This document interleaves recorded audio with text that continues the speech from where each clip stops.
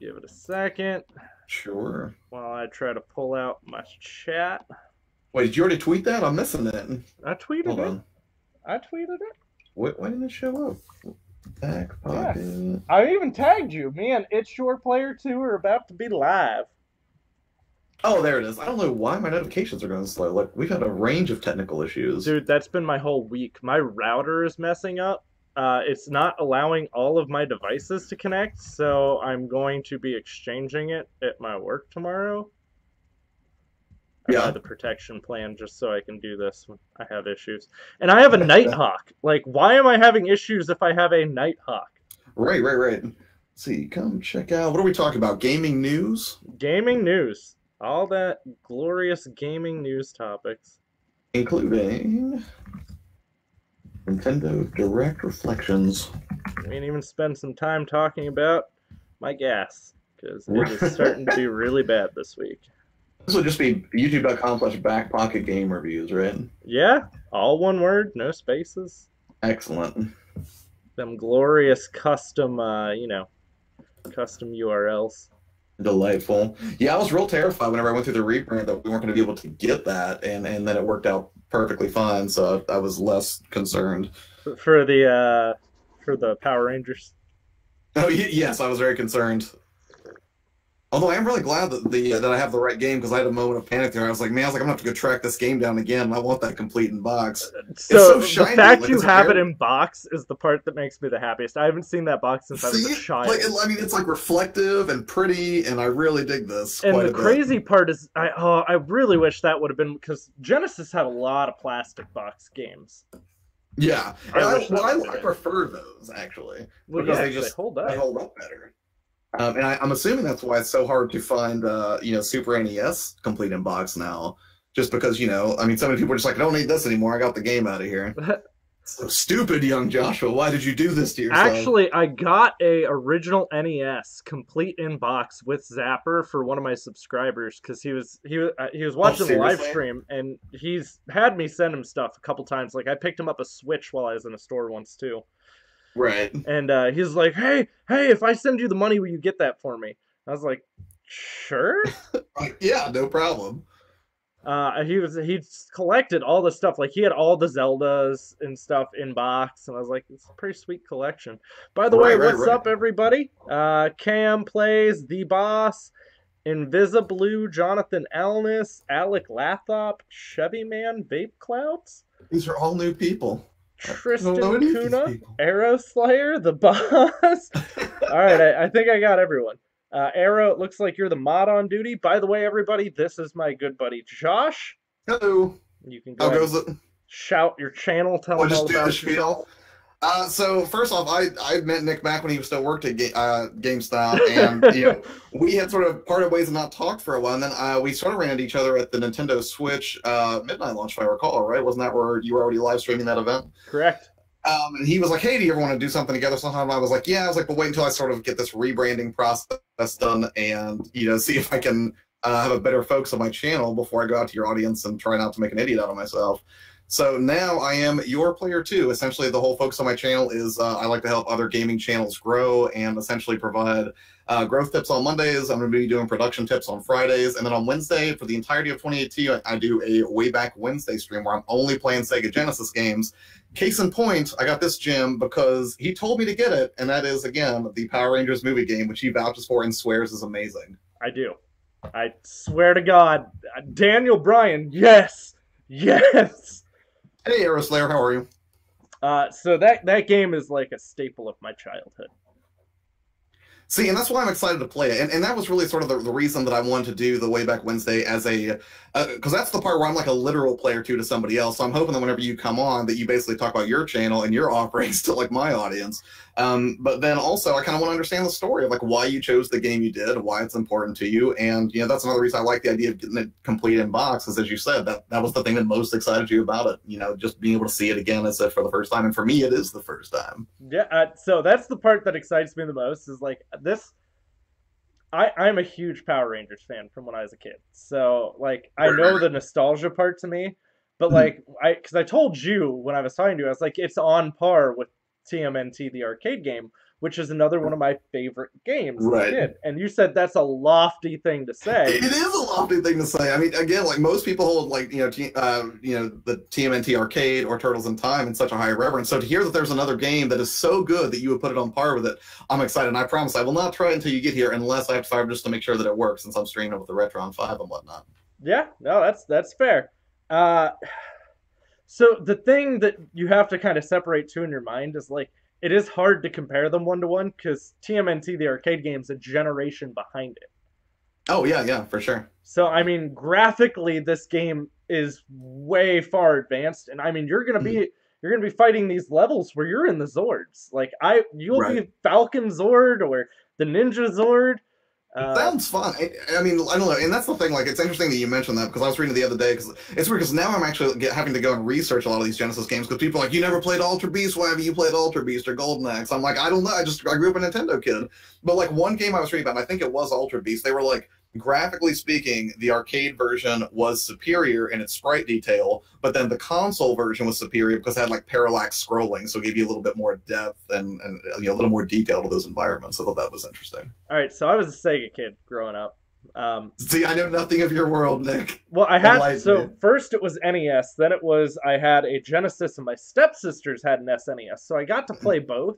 Right. And then I wound up going N64, and then I had a PlayStation at my dad's house. So I've kind of gotten to be on everything at one time. So you have a decent amount of exposure to those early consoles then. Right, and then I went to Dreamcast and PS2. So I'm going to give you a little tidbit, and there's an Easter egg. Sega's actual original mascot from the Master System is actually Alex Kidd.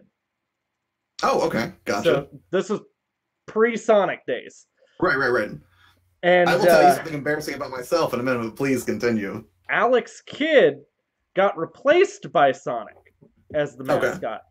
And never had a game really that took off on the Genesis. But there's actually a gravestone in Altered Beast with his name on it. Serious? That's so morbid. It is. And his girlfriend's name's on the one next to his. But here's where it gets even creepier. There's a game, and you probably can't track this down, but maybe Muzz is pretty good at finding shit.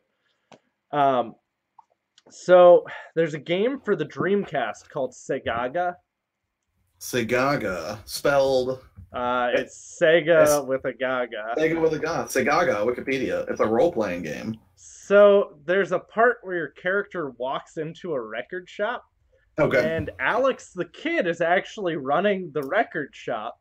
Oh, that's kind of great. It gets weirder because he goes, "Yeah, I used to be the head of this major company, and then I got replaced by this blue guy who was just faster and cooler than I was." And wow. Like, oh, Alex. That's so depressing.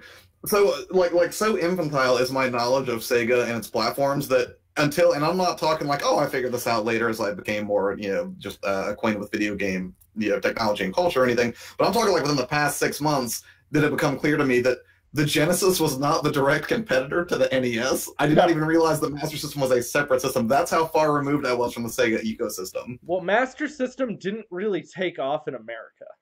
Well, yeah, and that's what I was basically reading about, and I was like, okay, maybe it's not that bad that I didn't know about it, but still, I was like, oh, you're such a casual. Your friend Sean is right. But your Genesis will play Master System games. They were the first ones to do backwards compatibility. Oh, right on. Well, see, that's the thing, and technically, like I say, like yeah, I'm excited to check out these Genesis games, but I still feel like I'm totally phoning it in, right? Because I'm using the Retron 5.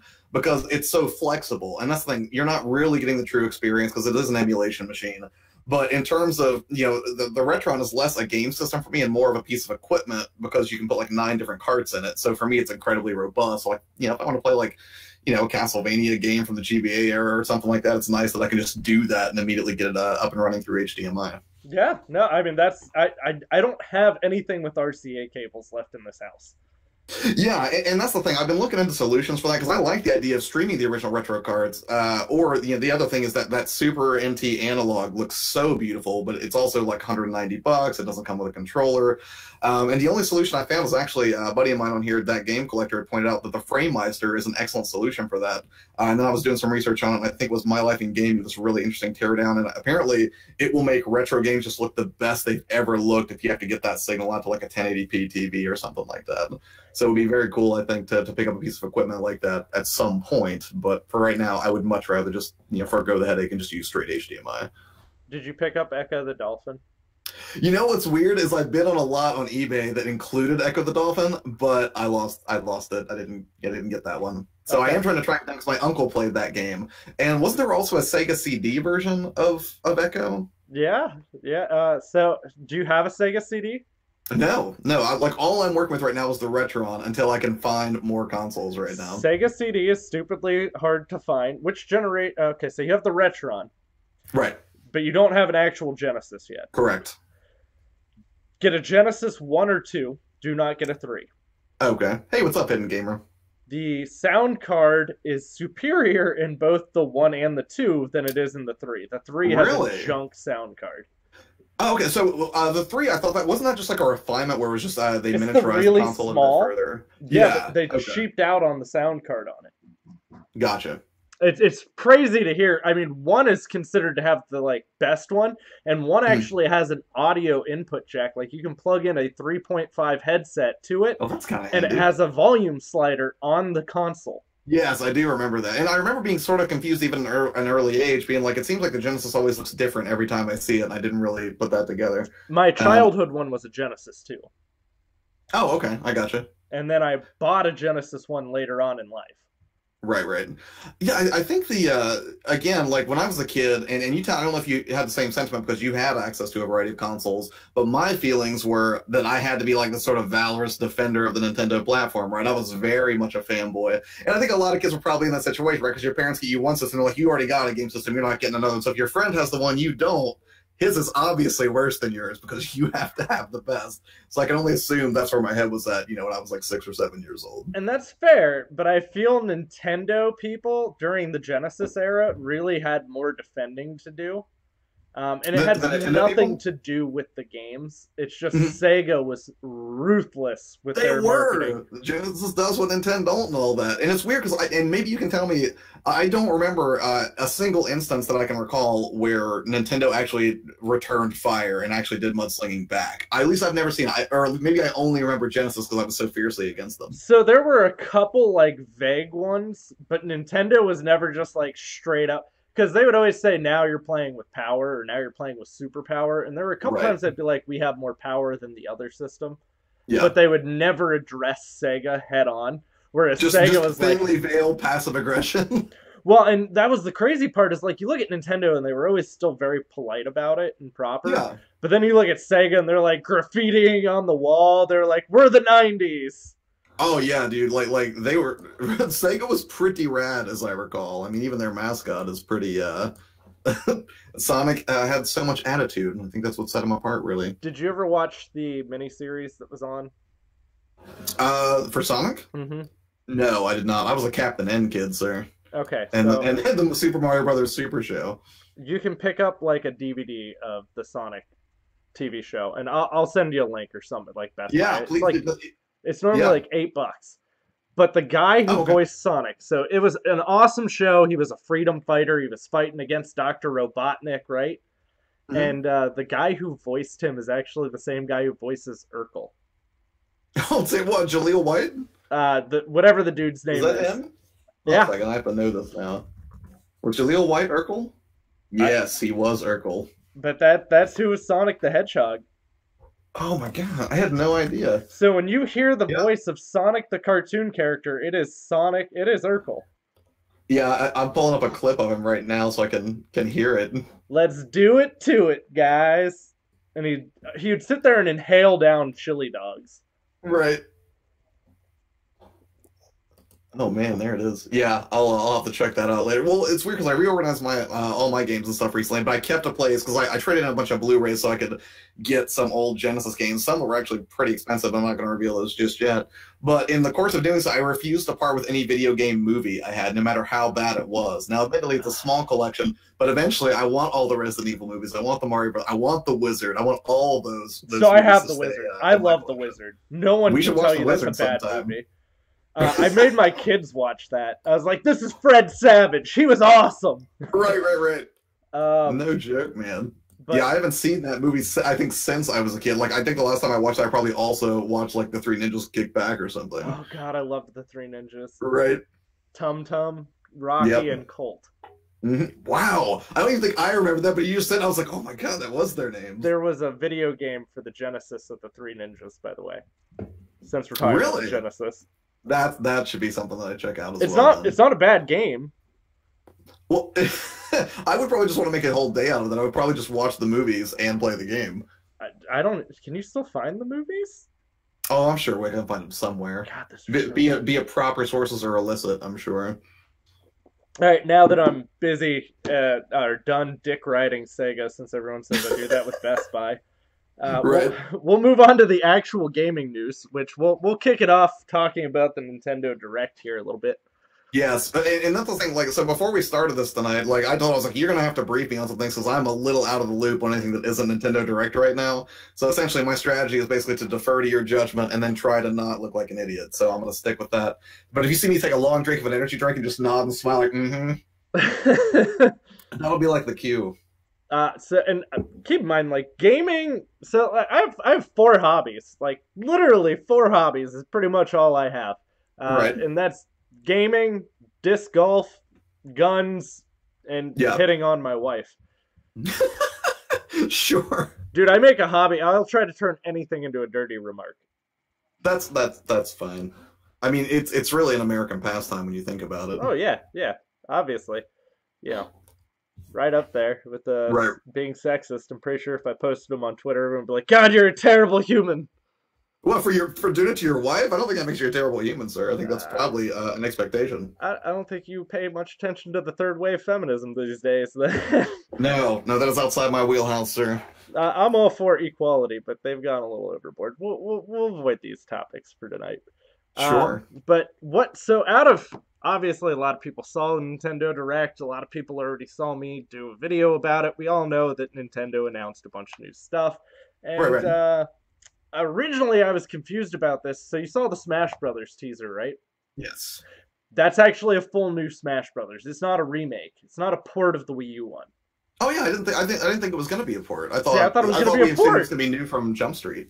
And see, that's the thing. I'm not the best person to ask about Smash. Like, I've played it, I enjoy it, but it's one of those things that I only get nuts about it when there's like a room full of people who are like, let's all play Smash. Then I'm like, yeah, let's do it. And then if people aren't around, it's just I'm like, let's go play a game with a story. So my 2 favorite games as a kid, or my 2 favorite consoles as a kid, were the Genesis and the N64. And I mean, if you had an N64, the reason why you got the N64 is because you had friends. You would have your friends over. You'd hook up 4 controllers. You can beat the hell out of each other as Nintendo characters. Right. Mario Kart. Dude, N64 is like big part of like Mario Kart. And actually, I spent a lot of time playing, what was it, Forsaken for 64. Like, I don't think a lot of people really dug Forsaken, but I really enjoyed it. I thought it was fun. Did you see they released the original Turok for the Xbox 3 or Xbox One?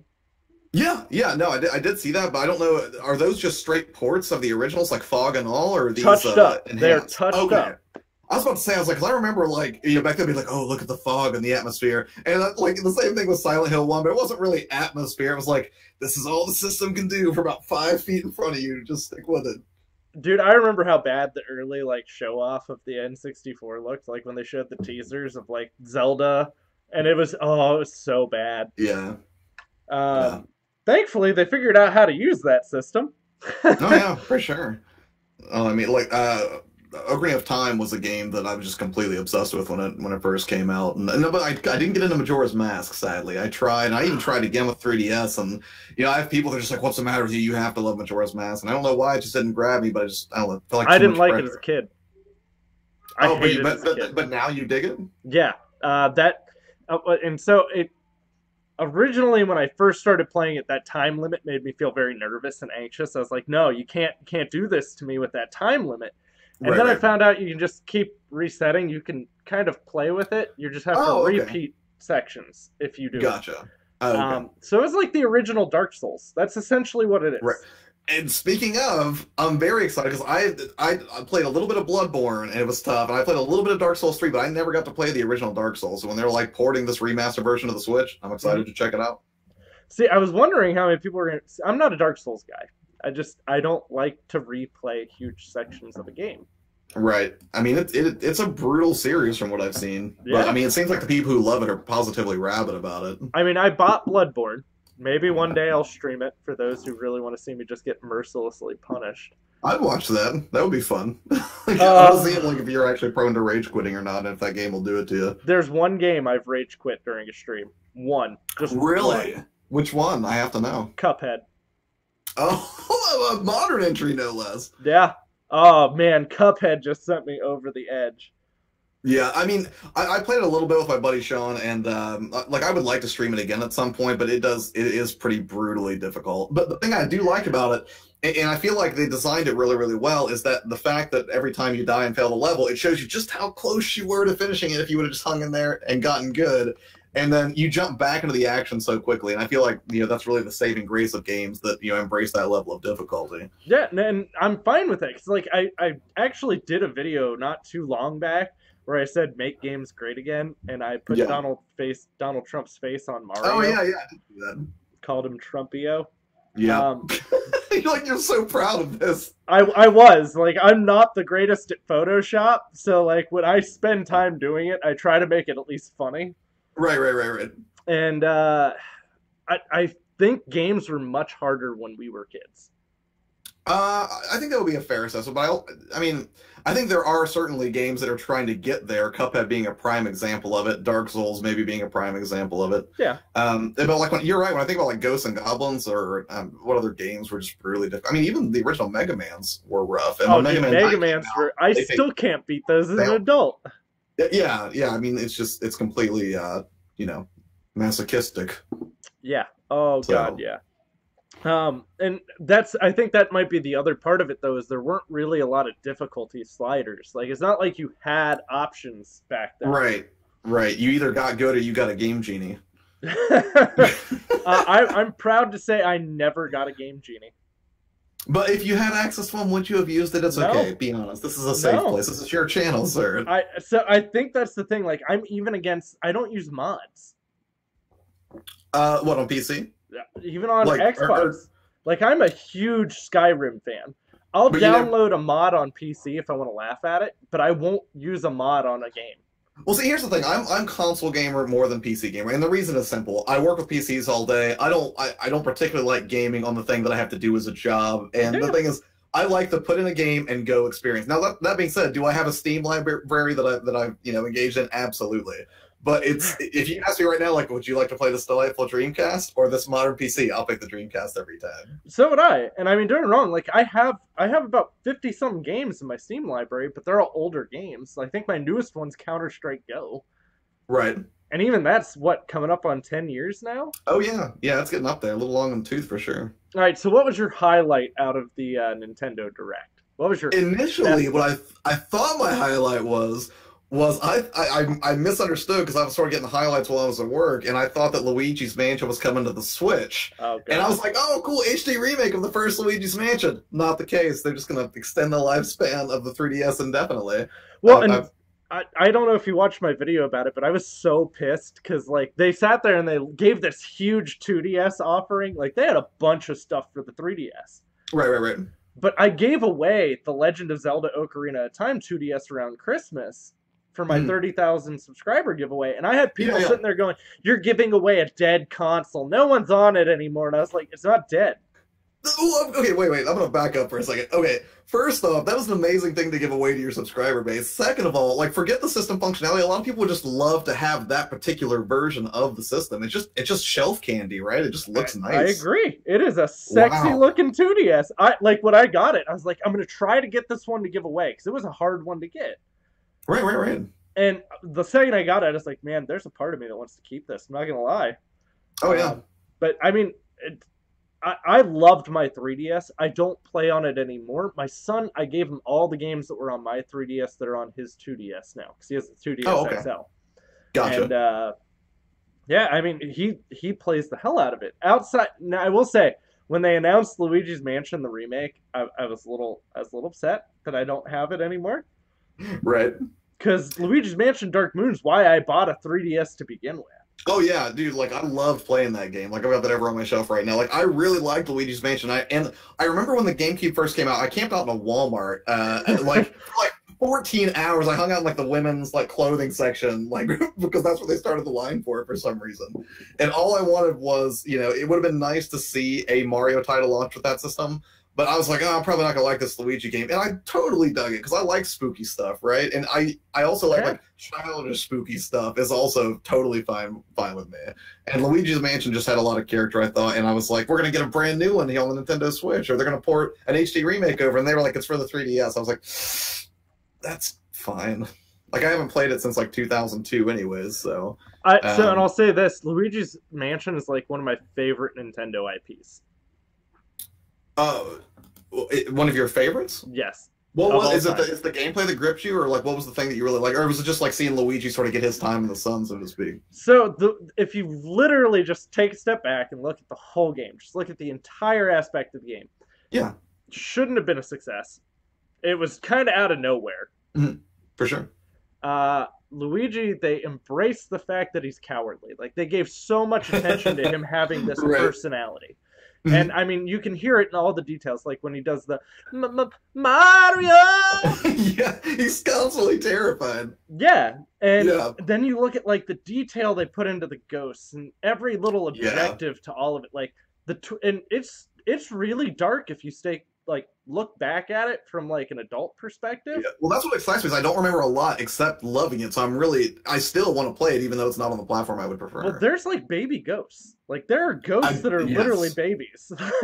Well, I think the other thing that I kind of liked about that and with Dark Moon is just, you know, because I was a huge Ghostbusters fan when I was growing up. Like I had all the toys, and the animated series was easily my favorite. And the fact that you sort of had a Ghostbuster-y type mechanic kind of tossed into this, I was like, yes, this is right up my alley. Well, and like the story too, like when you look at it, like Luigi just wins this mansion. Like he won a mansion. That's how he got there. And then there's the part where you look in and you see Boo has Mario captive, and he has him trapped in a painting like in Mario 64. Yeah. So, I mean, I love details in games. Like when we were talking earlier and I said the way that in Naughty Dog games they interact in the environment, it's those small details that just make me love a game. Sure. Yeah, and I would say it was probably just a range of the small details that caused me to love Breath of the Wild so much when it came out last year. It was like, I'm trying to remember, like the first time I found a beehive, like I thought that was just an amazing moment, and the fact that I'm trying to remember if I set it on fire or what I did exactly to escape the bees chasing me, but I was like, that's a really nice little extra mile to go, I suppose, to ensure that the detail's nice for those. Yeah, and I mean, Nintendo's very good at that. Like they embrace their worlds very well. Right. But Dark Moon was good. It wasn't as good as the first one because it's more of a broken up story. Right. Well, so answer me this. Like, so that probably was the highlight for me, the thing that I was most excited, or at least I thought I was. So, like, what about you? Like, what's the number one thing that you were pumped about? God, it's so hard. Face captures everybody's reaction I've talked to so far because everyone's just kind of like, eh. Well, it's not a meh. Like, there's stuff I'm really excited about. But overall, I would say Smash. Smash, yes, of course. And I think, but like you knew Smash was going to come. There was no way they were not going to do Smash on that direct. Well, and I originally thought it was going to be a port though. Like I was 100% sure it's like here because the Wii U was so good. It was just so it didn't sell well because you only bought it if you wanted to play Nintendo games. That was it. Right. And I have a Wii U. Me and my son play the Wii U all the time. And we played a lot of that Smash Brothers. So I was like, you know, that's a perfect Smash. Like, it was almost a flawless Smash Brothers game. Actually, speaking of which, that's who won my 2DS, was Derek Russell there. He was the winner of that giveaway. But it's one of those things, like, when you see it for the first time, because when they showed it, they didn't even announce that it was a brand new game. Like, they were just vague. They're like, Super Smash! Right. But the second I saw the Inklings, or the Octo, whatever they're called, the Squid Kids. Oh, yeah. The second I saw them skating, I was like, it's Super Smash. And I looked at my son and I said it because he's sitting there like in the computer chair just rocking back and forth. And he goes, no, it's not. And I was like, yes, it is. And finally it pops up and he goes, how did you know that? And I was like, I just knew. Right. I mean, I feel like that's sort of a natural fit for Smash.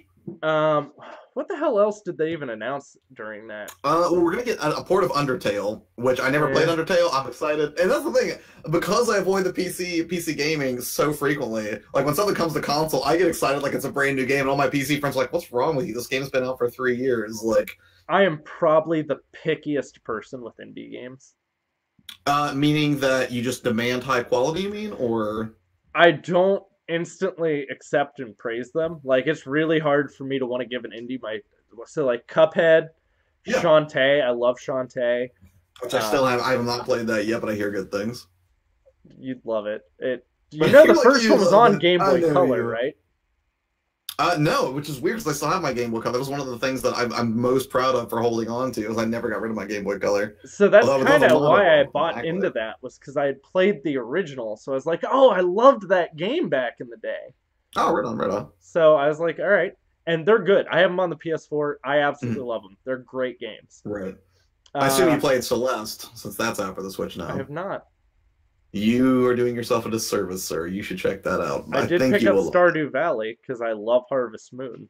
See, I rant about this every time I hear Stardew Valley, but Harvest Moon. No, I'm sorry, not Harvest Moon. No, I was thinking Animal Crossing. Like, Animal Crossing is too stressful for me. I can't handle it. What? I can't deal with it. I can't stand it. How is that game stressful? Because of the real-time clock, right? Like, if I go out somewhere and I know, like, hey, if you've got gifts waiting, you don't want them to expire if you don't get back before the day ends. Like, that stresses me out. But Stardew Valley, clock stops when I stop. I like that. It will be spring forever in Stardew Valley if I want it to be. Have you ever played Harvest Moon? No, I never played the original ones. Although, oh god, do you have a PS1? No. I have a PS2. I do not have a PS1. Well, although I would like to get one of the slim ones. PS2 is backwards compatible. You can put a PS1 game in it. Well, you didn't ask me if I had you didn't ask me if I had the ability to play PS1 games. You asked me on a PS1. All right, this is the Harvest Moon you need to start with. Okay, I'm listening. It's taking notes actively. Harvest Moon Back to Nature. Okay, what makes it so special? It's just amazing. It's a farming simulator, but it's like an RPG, Japanese cutesy anime style farming simulator. You are trying to rescue this hometown. You can get married, and the way you propose is by handing a girl a feather. Yeah. That sounds super adorable, actually. It is. You ever just have like one of those moments where you're like, I don't really want to be stressed out with a normal style game, so you pop in like a game that you know you can relax to? That's my I can relax to it. Yeah, I will add that to the list. So I like relaxing, chill games, and actually, truthfully, one of my favorite ones is Gone Home. I know that's not everyone's cup of tea; it's totally a walking simulator or whatever. But here's the thing: I'm a seasonal gamer. Like, I like to play spooky stuff whenever it gets to be October, and the atmosphere is a really big deal for me. And the thing I like about Gone Home's atmosphere is it rains 24/7 during the game, and I find that to be very relaxing. So I'll fire that game up and just sort of wander around the house. Plus, it takes place in the '90s, right? So there's VHS tapes and everything everywhere, so it's like walking into my childhood. Almost. I love that game. Well, so my favorite Harvest Moon didn't age well, so we're gonna leave that one off. But it's for the GameCube. But if you like GameCube, you might like it. Well, and here's the thing I was going to ask is, wasn't there a GameCube Harvest Moon where you could unlock original NES games? There were 3 GameCube Harvest Moons. If you want to play that one, the one you need to play is Harvest Moon: A Wonderful Life. Harvest Moon: A Wonderful Life? Yes. I feel like they could have been sued for that one, but all right. It's a sub name. It's not like the main name. It's like they made the whole name. Although I would play that game if they just did like a black and white Harvest Moon, like that was just only in Christmas. And so the nice part is like there's gonna be days where it rains outside when you're playing Harvest Moon. You don't have to water your crops those days, but you'll have to make sure your animals are inside so that they don't get sick. Right. But you can spend that day just walking around in the woods or talking to people in the village. Like, it's that kind of game. Yeah, like I do like games like that aren't demanding. Like every now and then I like a game like that. Or what was the one for PS4? I think was just called Flower, the one where you just rode the wind pretty much, and there was not a lot of you have to beat an objective necessarily. So you can, if you have PS4, you can get A Wonderful Life for PS4. They have it backwards compatible. And cool. What's the other one that came out? There's 2 Harvest Moons available on PS4. Okay. The other one aged better than It's a Wonderful Life, but it's a little more narrow in what you can do. A Wonderful Life has more things in it. Okay, cool. Back to Nature, though, is still like my favorite. Nick is so cheesy. Someday. I do love cheese. Well played, sir. But God, I was hoping that I'd get a Harvest. So, and the issue is don't buy a newer Harvest Moon game. Don't buy a newer one? Wait, why not? Are the newer? Did they step down on quality? You mean, or the developer who made all of the original games split directions, so they're no longer with the company that makes them. Oh, okay. But the company that now makes Harvest Moon still owns the right to the name of the franchise. Okay. So if you have a 3DS, you've probably seen the game Story of Seasons. Yeah, I have. That's the spiritual successor. That is the new Harvest Moon. Oh, okay, I gotcha. So essentially they just found a way to hold on to the concept so the real fans are going to know, like, hey, it may be called this, but it's just Harvest Moon. Yes. I mean, and I'll give it, Story of Seasons is great. It is very well done. They have a new one coming out where you run a cafe. Oh, that sounds nice. That also sounds relaxing. I think that running a cafe would be a nice break from the chaos of, normally killing things or frenetic platforming, so I would play that. Or yelling at your children for doing bad things. Right. I'm a manager, right? I deal with high school kids, like, all day at work because that's what we employ. Nice. Sometimes I want to come home. Some days I'm like, man, I just want to shoot something after dealing with all them high school kids. Right, like this is not a Harvest Moon day. Yeah, but other days I'm just like, I just need to calm down. I need to unwind. Right. It's like therapy. In video game form. So we'll move away from the Nintendo Direct. I'm sure everyone's seen plenty of the Nintendo Direct at this point or heard plenty about it. Obviously, as I said, my highlight was Smash. Right. I feel like there was more stuff I was excited about, but like the only thing I really remember vividly now is Smash. Yeah. Yeah, and that seemed to be the sentiment of most people. Everyone was just like freaking out on Twitter, just like Smash, like freaking out, losing their minds. Well, and I think it was because they announced it was a new one, and Sakurai is still gonna do this one, even though after the last Smash, he said he was done. He was like, "I'm done. I put too much time," because he spends a lot of time balancing those characters. Right. So yeah, I can only imagine. There's a massive roster of characters, generally in Smash games. So, well, and now because they showed off Crash Bandicoot, is Crash Bandicoot going to be in it? Oh, I guarantee Crash is going to be in it. I would be hugely surprised if that's not the case. Well, like, now you can have Sonic and Crash in it. Now, I mean, that's literally like... You're like, where's Alex the Kid? Right? Like, it's literally all of Nintendo's, like, big, like, people that they used to fight against. Yeah, we've got all your mascots in our game now. What are you going to do about it? And Sony can't even do anything about theirs. Yeah. Seriously. Hidden Gamer Battletoads versus Double Dragon 2 on the Switch. I would be okay with that. You will never get it, though, because Battletoads is owned by Microsoft. Oh, yeah, that's right. Because that would have been part of the Rare acquisition, right? There is a rumor that they're going to be touching on Battletoads again soon. I would be fine with that. And I hope they just kind of remake it in the same style that it was originally. I hope they don't try to do like a 3D Battletoads or something. Well, and Sea of Thieves is getting ready to drop. That's one of the games I've been the most pumped about for a while now. Yeah. And I was so worried because you look at games like Cameo, or even you look at like Perfect Dark Zero, and it's like, man, is Rare losing their touch? And then like you saw Killer Instincts, and you saw like that little hint of, wow, this could have been amazing. Glimmer of hope, yeah. And then I got to play Sea of Thieves, and I was like, all right, Rare still has every bit of what they had. Dude, I struggle with like I did. So I downloaded the beta and tried it for the first time last night. I streamed it for about like an hour and a half. It's hard. It's hard, and the thing is, I tried to do it solo. I was like, I don't need anybody. No. I'm a one-man show. How many chests did you get by yourself? 0. I got What? nothing last night. I just ran around, and the problem was I didn't spend enough time in the starting area to get a better understanding of what my objective should be. So I basically just learned the basics of sailing and how to realize that I am just tragically uneducated when it comes to nautical terms. And then beyond that, I fought a few skeletons and I ate a few bananas, and that was about the extent of my adventure. Oh, you didn't get drunk till you puked? No. If you want to play the beta at some point, I was going to play later tonight. You know, I might jump on it with you because I've had access to it for a year.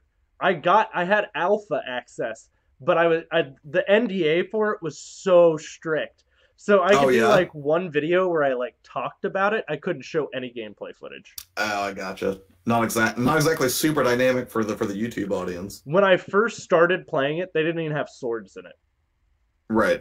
So I mean, I got to see that game really. Like they only had lightsabers. It was a complete wreck. I mean, all you had was the blunderbuss. That was it. Right. And it was hard, like with just the blunderbuss. But yeah. I played it solo for a bit, and I actually got 9 chests. Oh wow! Yeah, that's a lot more than 0. So I kind of knew what I was doing already. Mm-hmm. Did you even get like one of the maps and go on an expedition? Like that's the thing. Like I got the what is it the 3 quests you can do. Whatever your quest log is, are those just called voyages? Yes.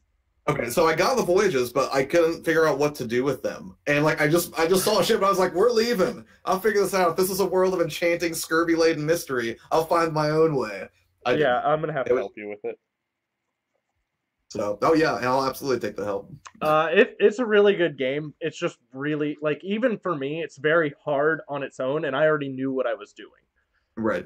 That game is better with friends. Yeah, and it's funny because like my dad is texting me right now. He's like, "Hey, when you're done with that, you want to play the pirate game?" Like, yeah, I'll get back to you. I mean, I'll help you guys out with it. And there's a lot to learn, which is what makes it hard because most people, I don't play tutorials. Yeah, so we'll see, and that's my problem. Is I was like, I don't need instruction. I can just figure this out. I've been playing games for years. And then I mean, when I was a kid, we had a little book we could check, like, what button do I need to hit to do this? Right. That's gone now. Now I have to play an hour-long instructional segment. Right. Hey, what's up, Die Hard? Thanks for joining, man. Appreciate it. All right, so next up on our conversation list here, PS4 exclusive Days Gone has been delayed till 2019. Here's the thing. Days Gone was on my radar, and I saw the footage for it, and it looked like a lot of fun. Because I mean, it definitely. What was the Tom Cruise movie? Help me out here with the Jay-Z? No, that was Brad Pitt. Oh no, Brad Pitt. I'm sorry. I think I was getting that mixed up with The Mummy. I'm sorry. But seeing like huge swaths of things chasing me, like that always seems like a good time. And maybe it's just because I'm hoping I'm going to get something that's like Left 4 Dead, but even better. But it looked really interesting to me from what I saw. Do you play Rainbow Six? Not Siege. I used to play Vegas. I was real big into that, but I have not played Siege at all. Even though I own it, which is tragic. It's just it became victim of the backlog. No, go pop it in because the new Siege update, Chimera, is literally the Outbreak mode. It is Left 4 Dead. That is what it is. That sounds fun. I may have to do that then. Like, so you don't play as the zombie-like creatures. Right. But I mean, it's like a couple hits and you go down in this game. Yeah. But I mean, there's like smashers, which are these giant guys that smash in. I'm gonna be streaming that tomorrow, by the way. Okay, cool. I'll see if I can drop in on that one. But it's so good. Like, I mean, I like the multiplayer too because I think it's very intense. Right. But I mean, this game mode it's a temporary mode. It's gone next month, and they added it, and it's Left 4 Dead. Well, wait, why? Why are they making it temporary? Why would they only add it for a month? That's a horrible plan if people are being responsive to it. Well, because it's sort of like Overwatch. Like, here's our event. Enjoy your event. Right, like that bugs me. Like, why do you give people a good thing and then just take it away? That just seems like bad business. The detail level for something this temporary is just ridiculous, though. Right.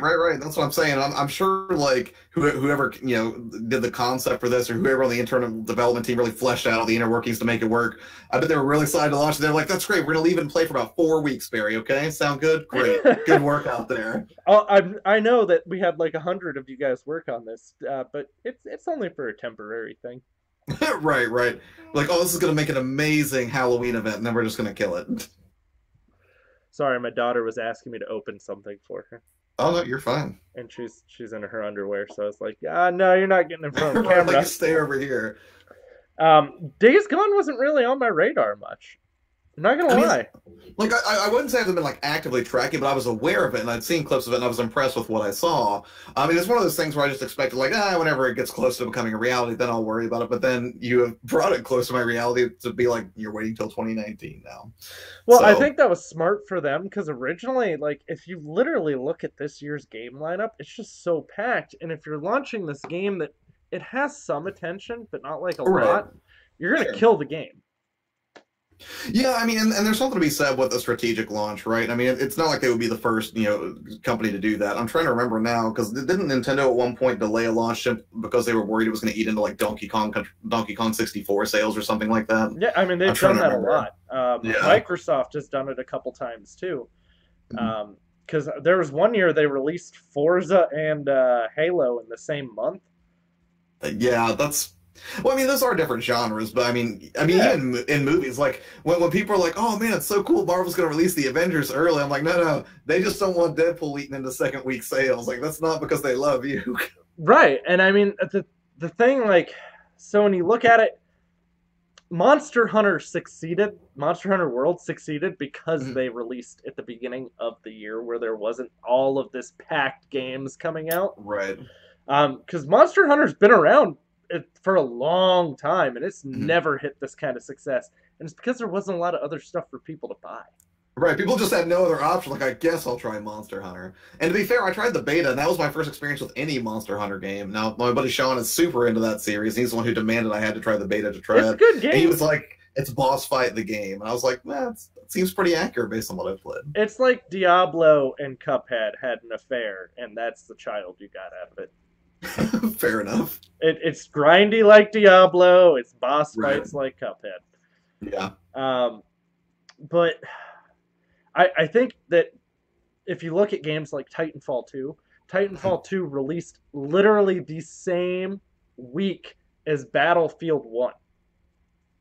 Oh, yeah. Yeah, it did. Both of those are EA shooters. Guess what happened to Titanfall? Yeah, Titanfall kind of got swept under the rug, which is sad because I really loved the first Titanfall. And the second one, I played a little bit of the multiplayer, but I didn't play the campaign, as I understand it. The second one was really good. So, again, victim of the backlog. It's awful. I mean, if you want, you can pick up the one with the season pass and everything right now. Well, during the PS4 flash sale they just had, it was like $10 for Titanfall 2. No, I did pick up Hellblade during the flash. Was that the flash sale, or was that just like a developer pick sort of sale? That was the. It was like the week long because of like the game, or not GDC, the Game Awards. Oh yeah, okay. I picked up a couple games, and then the flash sale that's going on right now, I actually picked up Diablo 3 again. Because of course. Okay.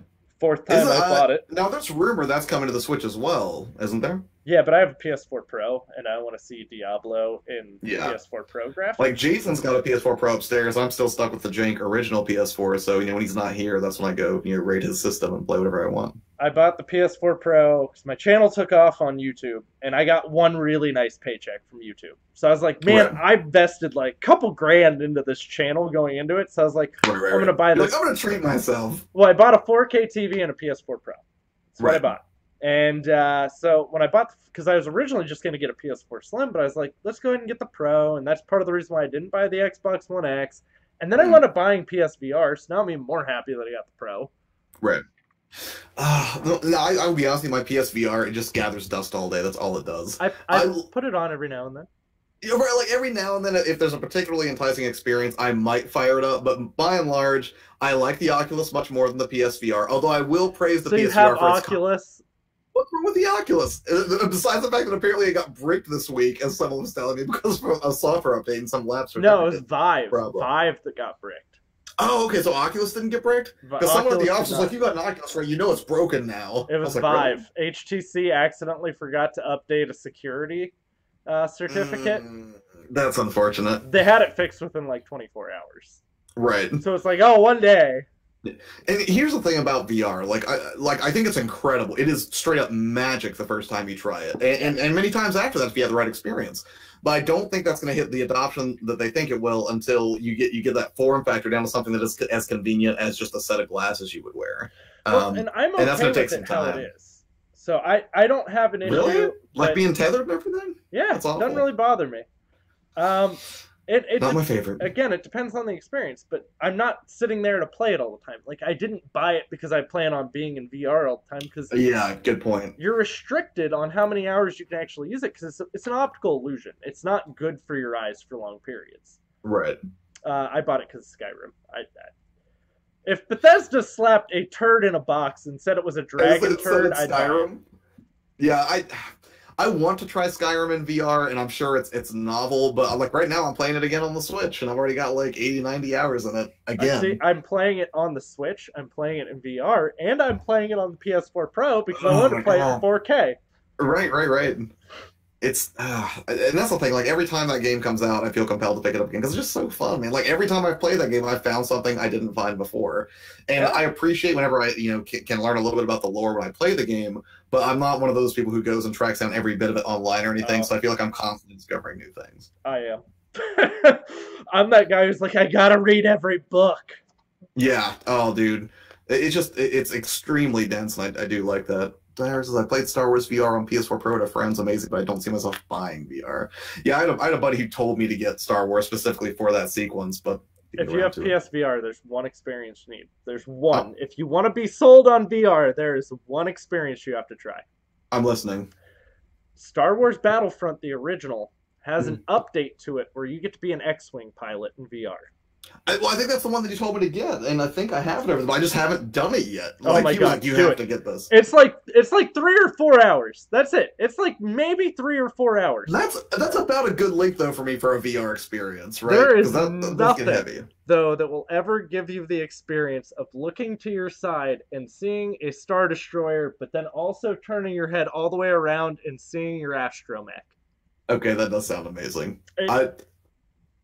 I need to make like a segment where I just do backlog stuff and fix all these problems that I've left in my gaming history. I mean, that's my biggest hobby is a game. So I play everything that I can get my hands on. Right. But it is what it is. I love me some games. And on that motion, we're old enough to remember, but Valve actually used to make games, and rumor is... I remember that. It's so weird. Word on the street is... that Gabe said he's going to be making some new games. Now, let's maybe temper people's expectations a little bit. Now, when you say new games, are we talking like new IPs, new games, or are people going to start being like, sequels to beloved franchises that never manifest? Word for word, this is the quote. Going to start shipping games again. Okay, and that's it? That's all we've got? No, I mean, there's some other quotes, like the first of several games. Mm-hmm. So, I mean, they've been focused a lot on VR recently, and then they just had that card game come out, which I don't think anyone wanted. Right. But they have no games with the number 3 in them. There's no such thing as a number 3. They got an intense phobia of making that leap.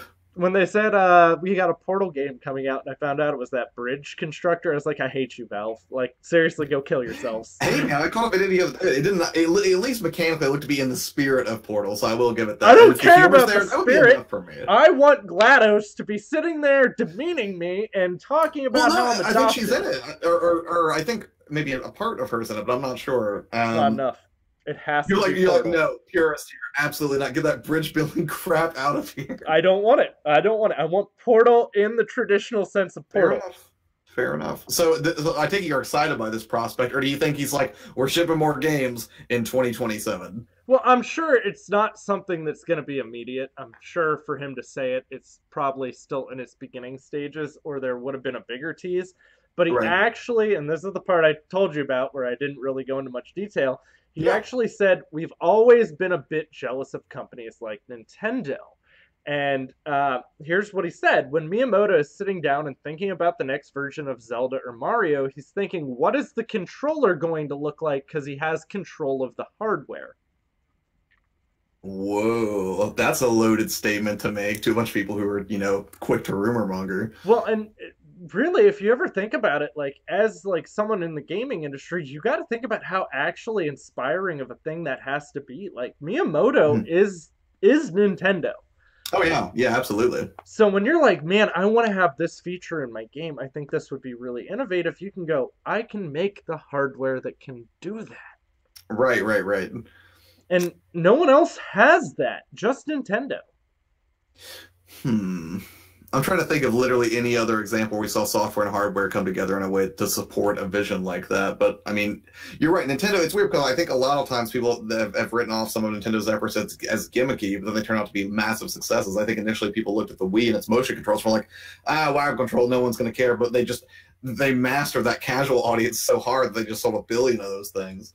Well, and if you Now, look at every detail in the Joy-Cons too, like yeah. it's really impressive all the stuff the Joy-Cons can do. Right. No, no, I agree. And the thing I really like about Nintendo is Nintendo's never been risk averse in that way. No. And really, I think they always want the end user experience to be as good as possible. And in that regard, they're willing to take those risks. Like, yeah, let's put a touchscreen on this unit, or yeah, let's add motion controls. And I think they kind of play by their own set of rules, right? Like, they sort of look at what the rest of the industry is doing, and they're like, nah, we don't have to necessarily do the same thing they're doing. We could come up with something crazy. You know what? Let's start selling cardboard. Let's do that. What do you guys think? And they'll go for it. And they have no problem with that. So I've not mentioned Labo at all on my channel, by the way. I've not talked about it once, and we'll go ahead and put it here. I think Labo is probably one of the greatest things that Nintendo could have done. I know a lot of people are sitting there like, how the hell are you praising them for selling this overpriced cardboard? Oh no, it's brilliant. Their margins have to be insane. It's not even that it's necessarily brilliant, but if you look at it, this is STEM. That's what it is. This is getting kids into engineering. This is early versions of Arduino for kids that might not have got interested in this. Right. Like I respect Labo. I just personally like it's not a product for me. Like if I had kids or if I had a family, then I would maybe it would be more interesting if I had little kids running around. I think it would be an interesting novelty, but I don't know that I would necessarily want to spend. I think it's $70 or $80 for one of those starter packs for it, isn't it? Yeah, but most of the Arduino kits cost more. I mean, now granted, it's like you or me, yeah, Arduino would be a lot cooler. Right, absolutely. But like to a kid who you don't really know if that's where his interest is going to be. This is literally getting them started into engineering, which is a very profitable career to go into. Oh yeah, that's a great point. And honestly, I think that in that regard, and the weird thing is that is an angle I really hadn't considered. I was thinking of it more in terms of like kids like to draw and stuff and be artistic and creative and it catered to that. But I didn't even think about it as sort of this springboard into tinkering with engineering or Arduino. And that's actually a really awesome point. I didn't even consider that. Yeah, I don't think a lot of people instantly thought about that when it came out. I actually work with a kid who's in STEM. And he's getting a degree in engineering with OSU right now. But then my cousin's also one of the instructors for OSU's STEM. So it's just that is a remarkable field, and it's setting kids up for a remarkable amount of success in life. Sure. So that's what we all want for our kids. Well, I mean, I don't know. I don't have any kids, but if I had one, yes, I would want that as well. I would make them play Labo so I could be like, I guess we can get this, and then I just play with them when they went to sleep. Let's put it this way: do you want your kid running around the house inventing robots, or do you want your kid to come up to you and go, "Daddy, I glued my forehead to the window"? How's he gonna come up to me? Like he just brings the window with him, like he already breaks out of it. Well, yeah, it's just got a little piece of glass right there, just still glued on. Yeah, probably the former. But that's the thing. When you say, "Do you want your kid building robots?" I mean, there's a lot that could go wrong with that, as positive as it sounds. Like, is my kid a jerk? Because if so, no, I don't. But yeah, I see what you mean. This robot just hits Daddy in the nuts. Right? Well, that's like all it does. Yeah. Maybe your kid's nice kid. This robot goes and gets Daddy a beer out of the fridge. Right. It just has like a cooler built into its chest. This one builds Daddy a sandwich because Mommy won't. Oh my god. Things I would build a robot to do. Right. So next up would be Trump met with a bunch of people from the video game industry to talk about violent video games. All All right, so this I'm only anecdotally familiar with. Tell me what happened and what horrible thing was said, because I'm sure that did not turn out positively for either side. No, I mean, honestly, this turned into nothing other than a match of people just sitting there and going, suck on it. Like, well, so I'm assuming that Trump's position was that violent video games bad. Is that a fair assessment? Just Trump. So this is well, okay. Trump actually stated in 2012 that he thought violent video games were bad. That was a tweet he made in 2012. He said what now? That violent video games were bad, that they were disgusting. Okay. So we kind of already knew going into this, but the weird part is the people who used to attack violent video games used to be the left. Now it's the right currently attacking it. And I think the hard part is like people are like, oh, well, they just want the pressure off of guns. I don't really think that's the issue either. I think that you just have people who want their name in the news because they're running for office. Right. Yeah, I mean, you pick a controversial topic, you're definitely going to get media coverage. So I mean, I guess you could make that argument. So what was the point of this? I mean, aside from just obviously it's going to generate some interesting headlines. Did he actually have a point, or yes. what was the end goal here? He wanted to discuss what they could do going forward. And so there's going to be some parts in this. Yeah. They had some politicians there too, and most of the politicians that were there have politically spoken out against violent video games. But the crazy part is they kept citing, like the politicians would apparently keep citing to people, the video game industry. One of the heads of Bethesda was there. And keep in mind, Trump's brother is one of the heads of Bethesda, but he wasn't there. Interesting. And some of the higher-ups for the game industry were talking about how they would keep citing all these statistics of, oh, we have polls that show that games cause this, but none of them had scientists there. There was no one who actually does these studies. Right. They would just cite studies that no one could really explain where these studies are from, which study they were talking about, which most of those studies have been thrown out. They've been straight up said, no, we found no link. Right. But I think it's really interesting because apparently one of the things that came up is they want to treat violent video games like tobacco and alcohol.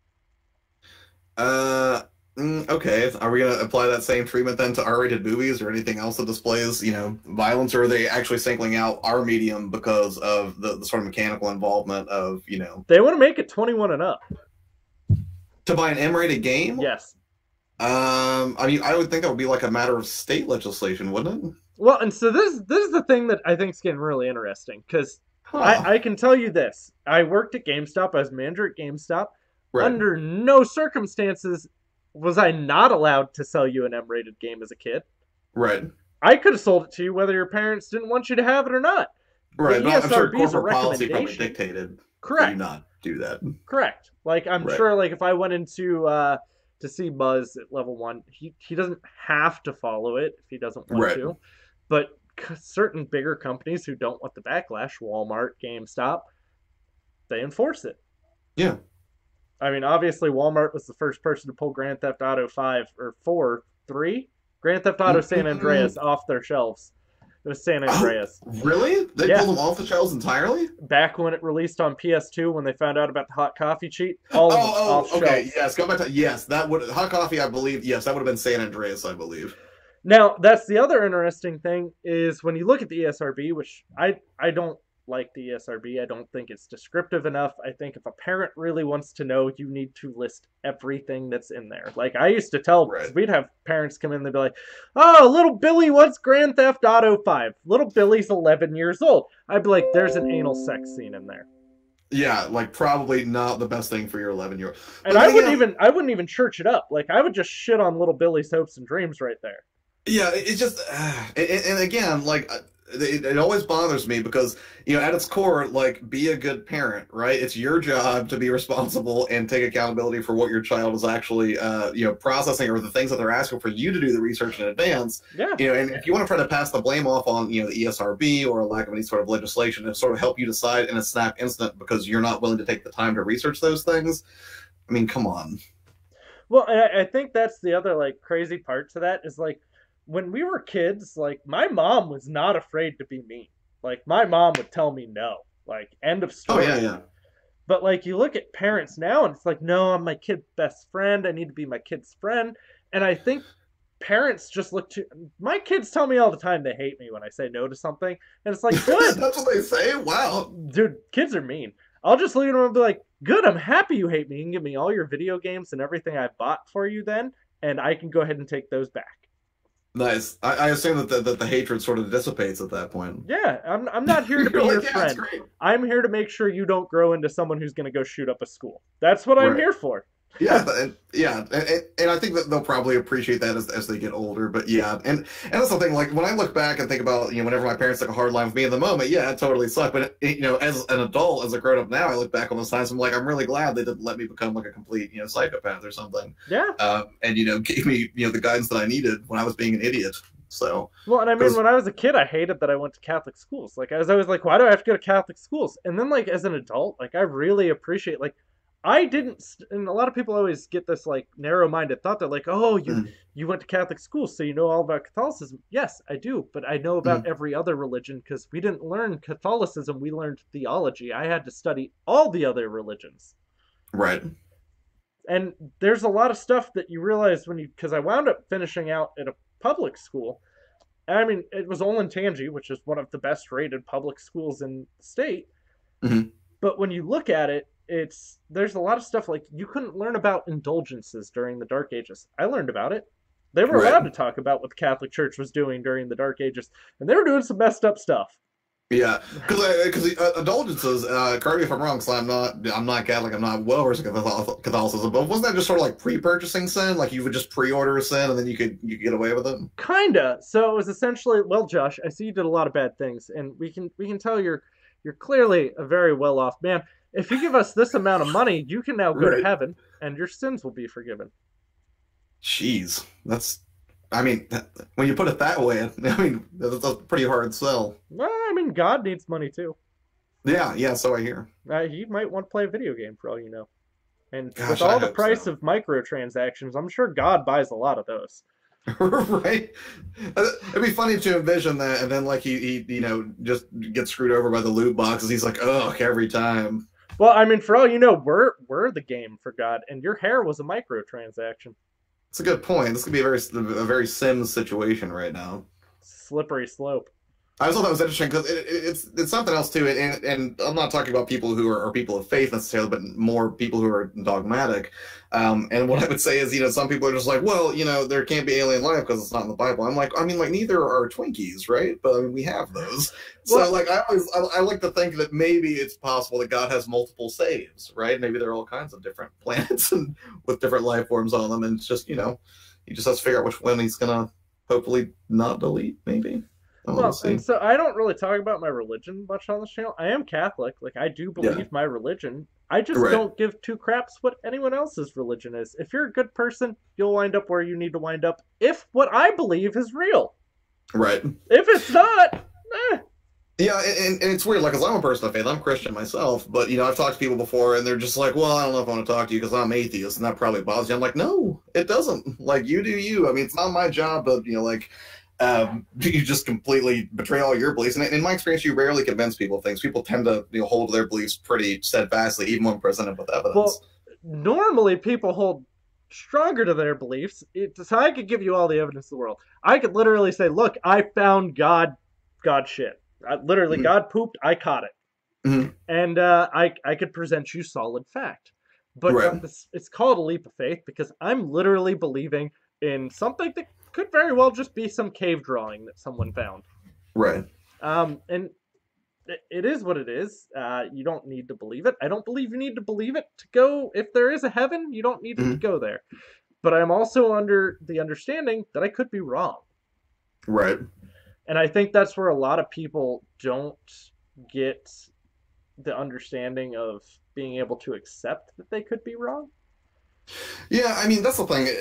When it comes to any sort of controversial issue, and be it like religion, politics, sociological, cultural things, I think people get so wrapped up in wanting to be right that they forget to be compassionate and realize that even if you're right, even if you're wrong, that that doesn't necessarily mean you have to take a hard line with someone and be completely dismissive of who they are, where they're from. So whenever I see people do that, and they're like, "Oh, well, that person doesn't know what he's talking about because he's an atheist and he's just stupid." Don't know. That's incredibly not the right way you should be approaching another human being. So I guess I agree. That's sort of where I come from. And no wrong, like there's certain things that I will never agree with someone on, and we won't get into this. I've talked about them on my gun channel. Sure, it got real heavy. But yes. And that's the other thing, like I have a gun channel a lot, and I don't talk about it on my main channel that much because I don't want to force it down anyone's throat. I like guns. You don't have to like guns. Doesn't matter to me. Sir. I think they're fine personally, but I just, people are like, you should get your concealed carry, and I'm like, no, because I'm not a secret agent. Like, I'm happy to play Halo. Like, I don't need to take it to that place. But yeah, I'll sometime I'll be happy to come to your gun channel. I can talk about that. Well, and I think that's the thing too, is like, because I have a family. Like, I have something I feel I have to protect. That's kind of part of why I do have my concealed carry. Like, I had it. I'm respectful about it. IKEA is a gun-free area. I do not carry in there. Now, granted, if someone wanted to go shoot up in an IKEA, it's like a giant target range at that point. Right. But yeah, we'll talk about we can do something on the gun channel someday. Yes, that's fine. Yeah. I mean, that's like I'm not really that well versed at it anyway, so I probably just learned something from you on that channel. So I think this is kind of interesting too, because they posted up all of the ESRB ratings when they were talking about Trump's violent video game spiel. Because they were talking about potentially what needs to be changed. Okay. Do you know what all the ESRB ratings are? There are 8. There are 8? There are 8. Okay, hold on. KA, right? Is that one? Really? How did you... That was one of the ones I couldn't remember. So there's E, there's KA. What the hell gets a KA? I don't know. Like, I guess like a Ronald McDonald one. I have no idea. That's kids to adult, for those of you wondering. Yeah, EKA teen plus M. No teen plus. There's not a teen plus. There's just teen. Okay, so is there an M plus? Because I feel like one of them has a plus where it's even more over the line than the standard fare. So there is. There is. Oh wait, no, hold on. This is gonna drive me crazy because I know that it's like the death kiss for developers. If you get this in Walmart, just like no thanks, we're not touching it. No one will sell it. AO. Yes, adults only. Yes, adults only. 18 and up. Right.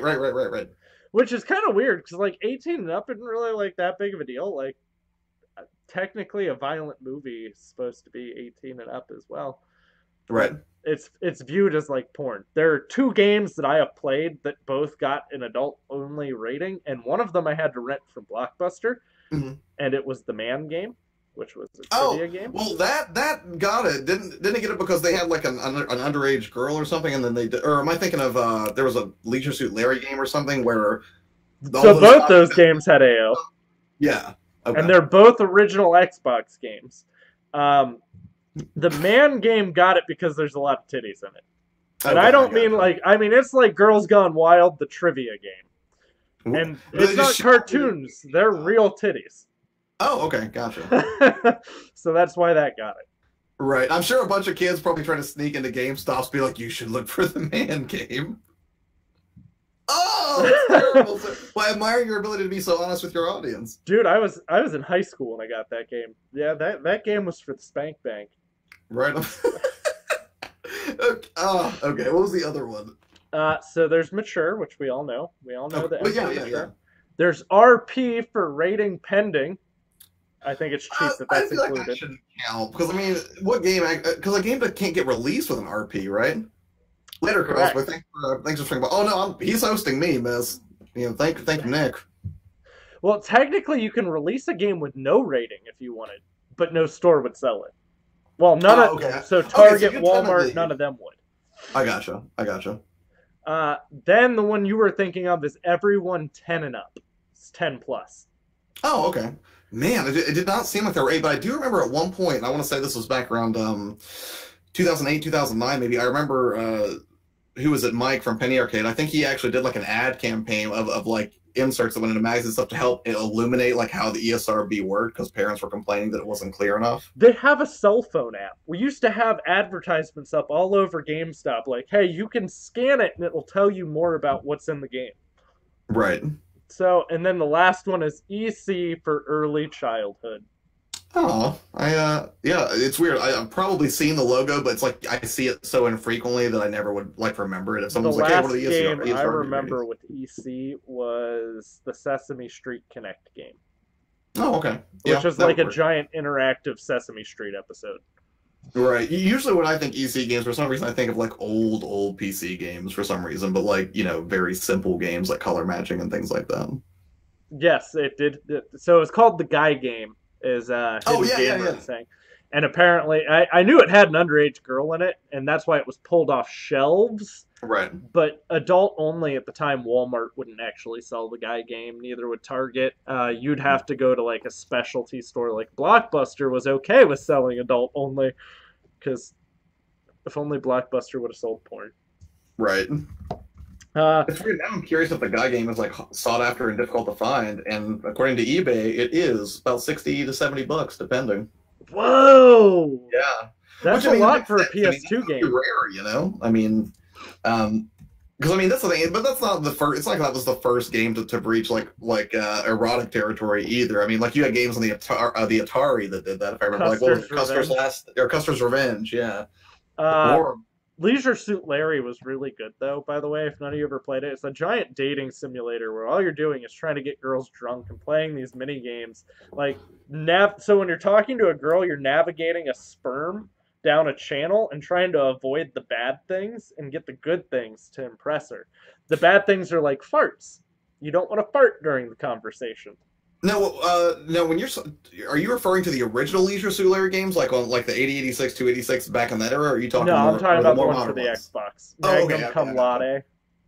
Laude. Okay, right on. Because I Uh, remember Leisure Suit Larry coming out around the time that I guess games like what was it, King's Quest, Space Quest, or what were some of those point and click adventure games? Help me well, out the here. first one was, and that's when you're playing as Larry's uncle. Oh, okay, Oh God, and he's still Larry. Like his name's Larry as well.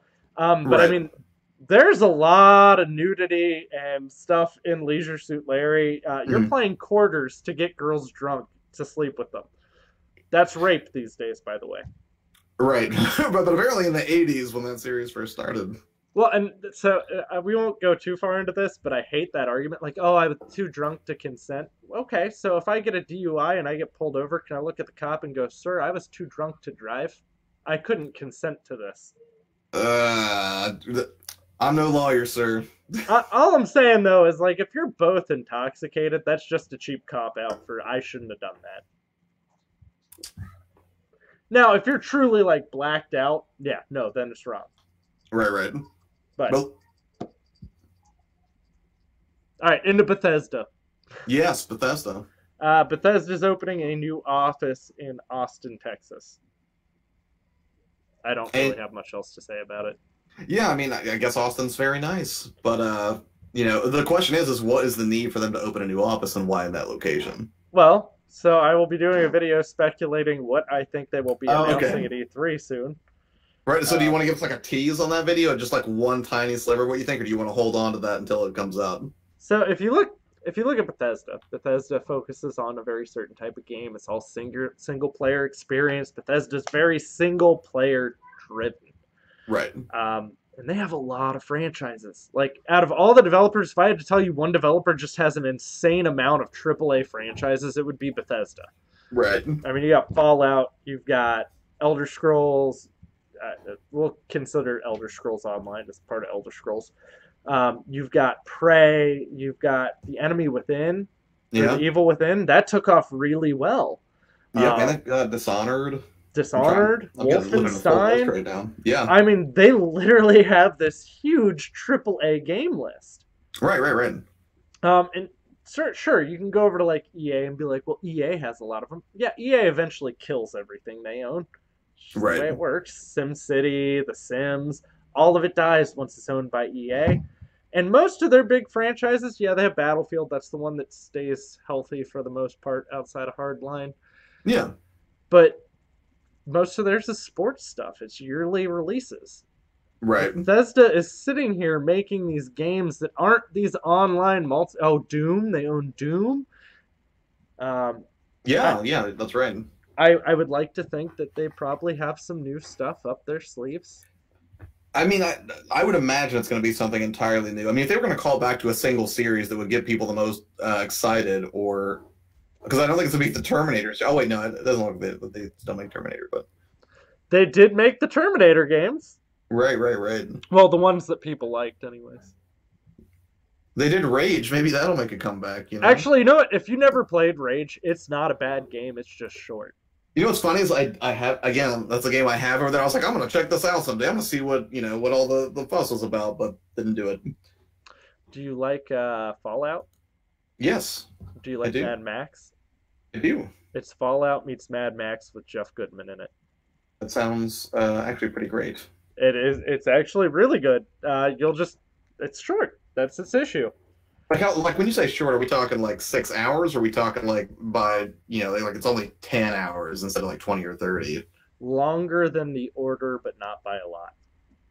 Ooh, well, that is pretty short. Because I do remember beating the order because I was like, this game looks so pretty, and it was about 3 hours long, and then you look up and it's just over. Now I'll say this: I didn't play the order when it released. I picked it up for about $5 during the flash sale. I love the order. I will tell you, I think it has an awesome story to it. But if I paid $60 for that game, I would probably be a little bitter.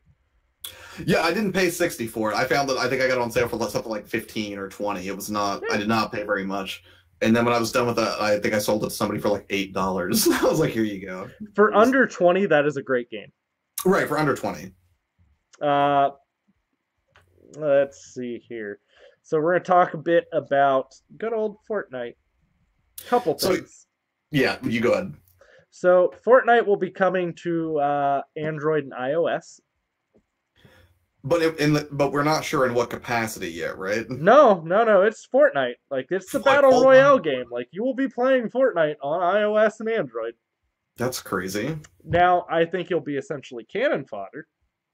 Yeah, I would imagine you'll get roasted if you're playing with someone with those tactile controls. And the reason why I say you'll be cannon fodder is because it is cross-play with PlayStation. Ooh. Well, I mean, but that's the thing. Theoretically, you could pair a Bluetooth controller with like an iPad or something like that, and maybe you could have the same experience. You got to think draw distances, though. There's so many different things. That's a good point. Well, and here's the thing, like, I have not played Fortnite since, like, right before Destiny 2 launched, because I knew that all my friends were going to be playing that. I was like, let's try Fortnite. And it was a totally different game. I had not played this battle version that's like PUBG, apparently. I played the tower defense version. Yeah. And I was like, well, this is kind of cool. You can build your own base. It's sort of like Minecraft a little bit. The main game was a failure. Like, it was a critical failure. And it's weird because there for a while, there's this huge slump, but I didn't hear anything about Fortnite. And then out of nowhere, everyone just got crazy about Fortnite. And now I'm just like... now I'm like, should I dive back into it? I don't know. Well, and if you had to say, like, any developer really lost their magic or publisher, I'd probably tell you it's Epic. That's actually pretty hard to argue with. Because, I mean, what was the last major thing they did that was a smash success? Was it the Unreal series or Gears of War? Because they invented Gears of War and then sold it off to Microsoft after Gears of War 3. And now Microsoft owns it. And, I mean, Microsoft did awesome with Gears of War 4. Gears of War 4 was fantastic. Right. But I would say the bigger issue here is when you look at, like, Unreal Tournament. The last Unreal Tournament I played was on 360. And it was all right. Yeah, it was all right. But I mean, back in like the Unreal like 2 and 3, I think would have been their glory days playing Instagib on PC. I had a lot of fun with that, but yeah. But I would agree. Yeah, I guess they have sort of fallen from grace. That's unfortunate. But to some extent, too, you almost have to wonder, because like when Cliffy B left them, when Cliff Bleszinski left, which, he used to be the pride and joy of the gaming industry. Everyone loved Cliffy B. Like, everyone's nuts about him. He was the reason that they had to change, they had to double the RAM on the 360. Yeah, well, and now if you look at Cliffy B is also nowhere. He's fallen from grace. Lawmakers, his big pride and joy that was supposed to be awesome, it did terribly. Right. I bought it. I pre-ordered it because I like Cliffy B. I used to like Cliffy B, but I just haven't really kept up with him, so I don't really know what he's up to now. All I know is that, I'm trying to remember. All I remember is that I read a really interesting article where they were like, meet the man who cost Microsoft $1 billion. And apparently the backstory to that was when the original Gears of War was about to launch, he apparently went to a meeting and basically showed the top brass there, like, this is what Gears of War will look like with, what was it, 256 mega RAM that I think that they originally wanted to go with, and this is what it will look like with 512, or it was the 512 to 1 gig jump. I can't remember the exact specs, but he left the meeting and then they got a call later and they were like, we just want to let you know that Microsoft is doubling the RAM in the system because of what you just showed in that room, and you just singularly cost the company like $1 billion. I mean, which was probably the greatest thing for Xbox, because if the Xbox would only had 256 of RAM, it would have been blown out of the water by the PS3. Right. But because it had the 5, there was a lot of technical stuff, because the PS3 was actually processor-wise superior, but in every other way inferior to the Xbox 360. Right, but I mean, Sony hamstrung themselves so hard out of the gate at that E3 in 2005. Like, when they were like, I mean, first off, they were going to launch the system at $599, and then I can't remember if it was Scott Rye or who it was and said, "Oh, I want people to work 2 jobs to afford my system." Like, what is wrong with you? His exact quote, because this was when I switched to Xbox. His exact quote was, "If you're a true gamer, it doesn't matter what the price tag is."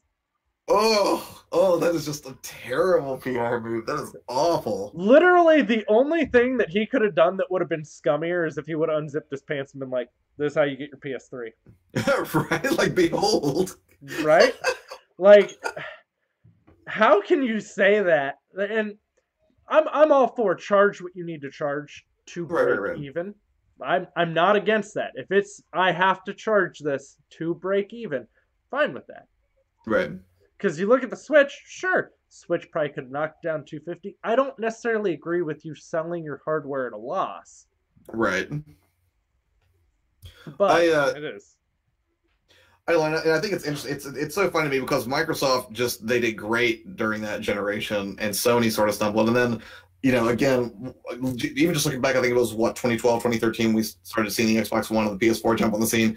Like, Sony was just eating Microsoft's lunch there for a minute whenever they tried to do, like, from a PR perspective, because Microsoft was like, "Oh, we're gonna have this, this digital thing on our games so you can't let your buddy borrow it and stuff." And then Sony was like showing up on Jimmy Fallon and stuff, be like, "Oh, you can let your friends borrow our games." Like, they were just pummeling Microsoft in the public eye. Well, and so there were some internal emails at GameStop that we saw. Sony was gonna do the same thing. The exact same thing. Yeah, but they pivoted real quick when they understood how the public was going to react to it. The second Microsoft got that backlash, though, they're like, "Yeah, we got the uphold here. They went right in and capitalized." Talk about kicking them when they're down. Not only did they completely ignore that they were going to do this themselves, then they're like, "Oh, look how evil Microsoft is. Jimmy Fallon loves us over here." Like, come on. Hang on, I received a super chat. I apparently have to twerk. Awesome. They want me to twerk. Do it. Get that money. Oh, that super chat dollars. My belt is undone too, so that could have been bad. That's where the 50 cents came in. That was like a bonus. Well, we went to IKEA and they have really good beverage options. Right. And I had to pee really badly by the drive home because I live out in Galloway, so that's like a 35-minute drive. Oh, right? Yeah, for sure. So I had to like sprint to the bathroom, undo, like I'd take my concealed carry out, like I'm undoing my pants, and I was just like, I'm not putting them back together after that. Right. But yeah, that's the downside if you ever do get a concealed carry. You have to fully undo everything to use the restroom. Yeah, it's just not appealing for me. It's not for everyone. No one should ever do anything that they don't want to do. That's the key to life right there. Don't do it if you don't want to. I'm a big believer in that philosophy.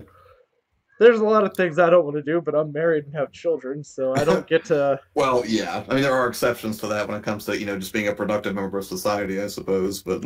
Right, like that work thing. God, I hate that. It's so awful.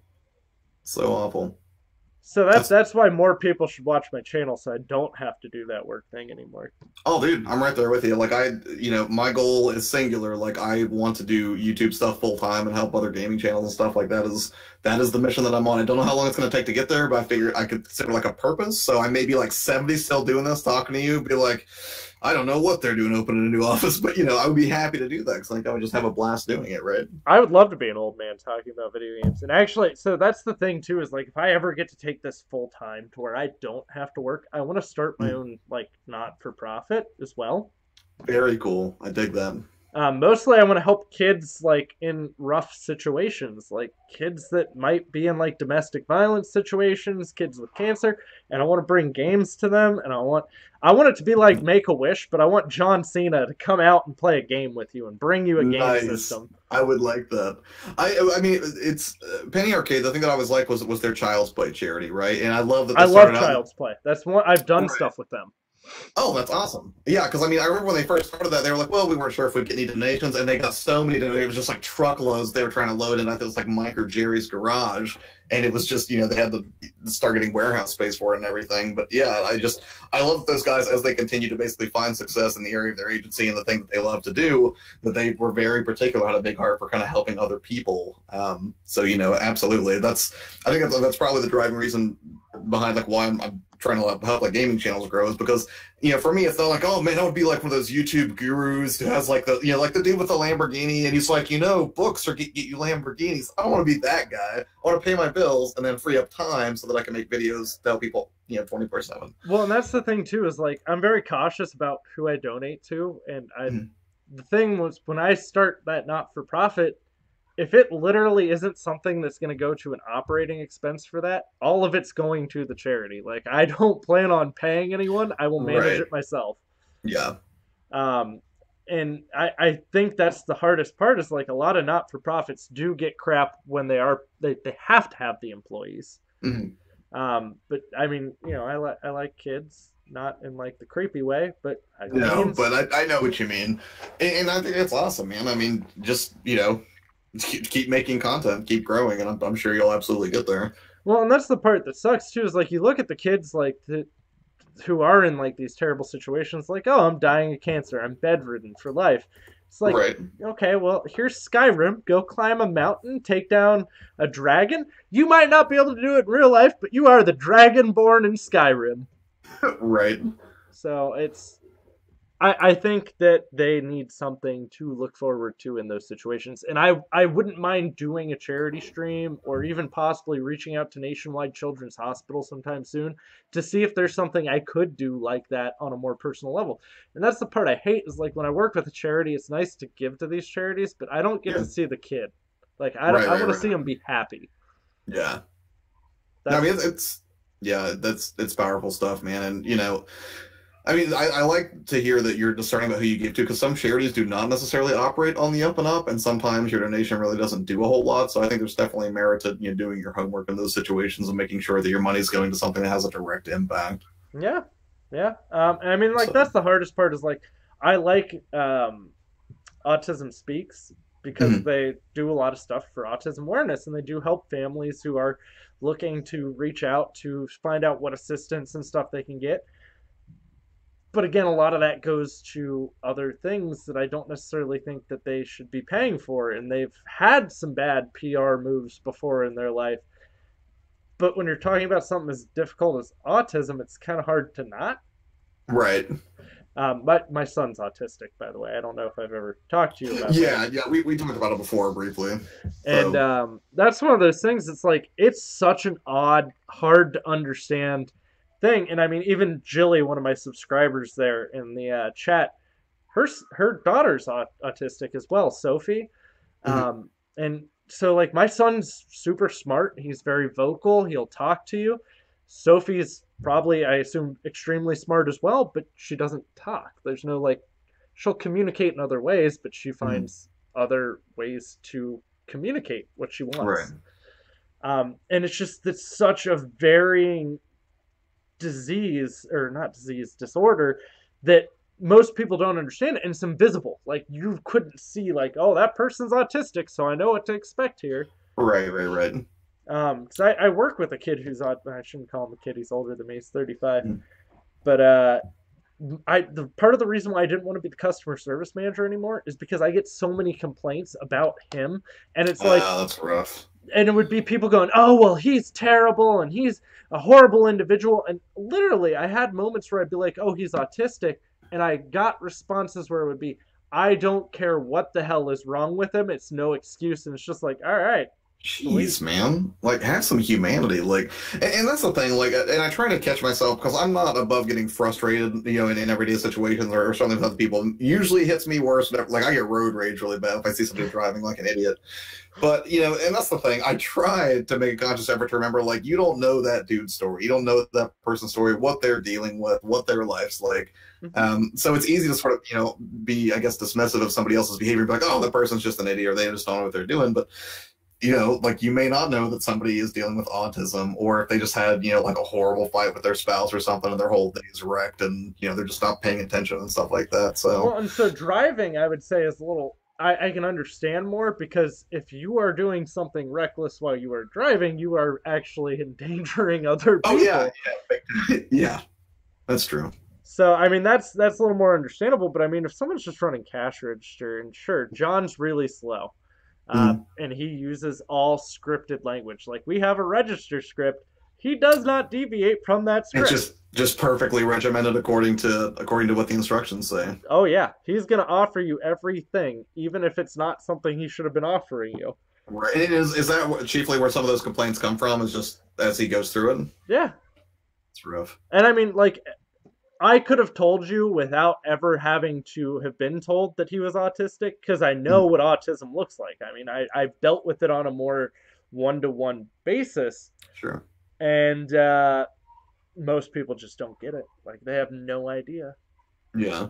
Well, I mean, and that would explain, obviously, like, why you feel a more personal connection to it and why you do, sort of feel convicted to, try to help raise awareness of it, or do whatever you can to support efforts that, increase the acceptance there, I guess, or at least educate people. Yeah.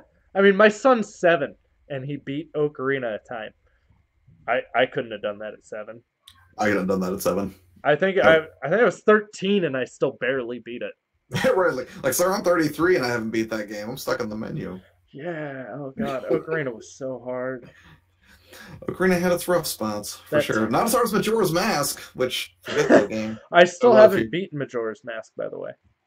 Yeah, me neither. So, yeah, it's sitting over there, and I was like, yeah, I'm going to do it this time, and I tried it, no dice. I'm on day 3, so I'm close to the end. Right. But... I mean, and that's the thing too, is like sometimes, like, when you look at certain disorders, like with my son's autism, he's actually above his grade level in reading and math. And when I say above his grade level, I mean like advanced. Right. Which is crazy, because I mean, I'm terrible at math. If he gets into anything above geometry, he is screwed with getting my help. Right. Yeah, dude, I don't math, sir. Me, English is always sort of like where I tended to shine. Anything written, like, that's, And it's weird because people are like, well, you're into computers, you must be amazing at math. I'm like, no, we deal with logic and Google searches, but thank you. Well, and it's sort of like how I explained, like, John follows this script really well. It's because there's laws and there's rules to writing and to math. Like, he understands that well. My stuff, I did awesome at history. Science, I was good at science, except for when science involved too much math. Yeah, you're like, until it gets mathematical. Like, why do we have to have physical science? I don't think I need to know the conversions. I have Google now. Right. I'll never forget that growing up when my teachers used to be like, you're going to have to know how to do this. You're not always going to have a calculator on you. Ha ha! Take that. Right? Well. I remember that too, because, like, back when I was a kid, you didn't have, like, the TI-89 and, like, all those stuff. You had the TI-83, and you had to have the 83. Yep. It was crazy. Yeah, it's so weird. Like, I'll never forget being in school the first time when the internet became available, and I remember a teacher, like, for the first time looking at a search engine, being like, I type it in, and it brings stuff back, and I just remember, like, laughing out loud, like, this changes everything. Like, you people have no idea what's about to happen. Apparently, Jilly D said that Sophie is getting introduced to text-to-speech software. That's actually really cool. Oh, awesome. Her daughter's nonverbal, so she will be able to... Very coul. I think that'll be really interesting. You have to let me know how that goes, Jilly, because that's actually a very curious moment for me. I did an autism awareness video actually back before I had a channel.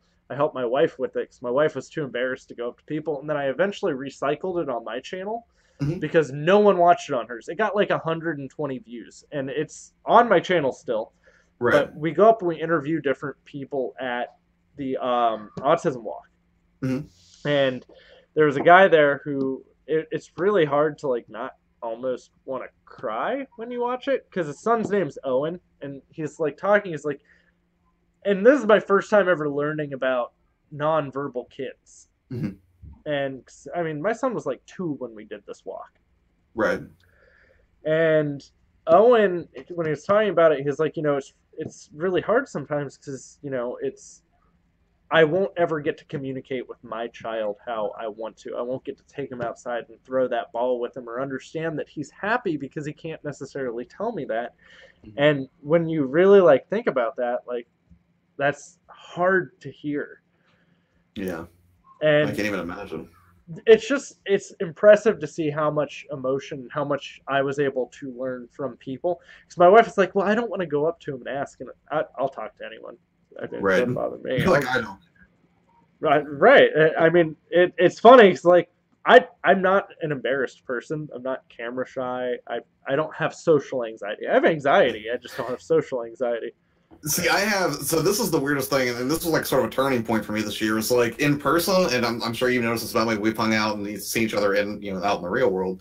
I have no problem talking to people and socializing in person, but for whatever reason on the internet, until probably just this past year, I'm very turtled up. Like I was incredibly anxious about talking or doing anything on the web. Like I could get in front of the camera, but that's only because I could very carefully edit and cut and make something perfect. But in terms of like even just like tweeting at people was a real struggle for me because I was like, nope, everyone's gonna think I'm a complete idiot and I should just shut up and not do that very much. I mean, you follow me on Twitter, and you can tell that I make very idiotic posts quite often.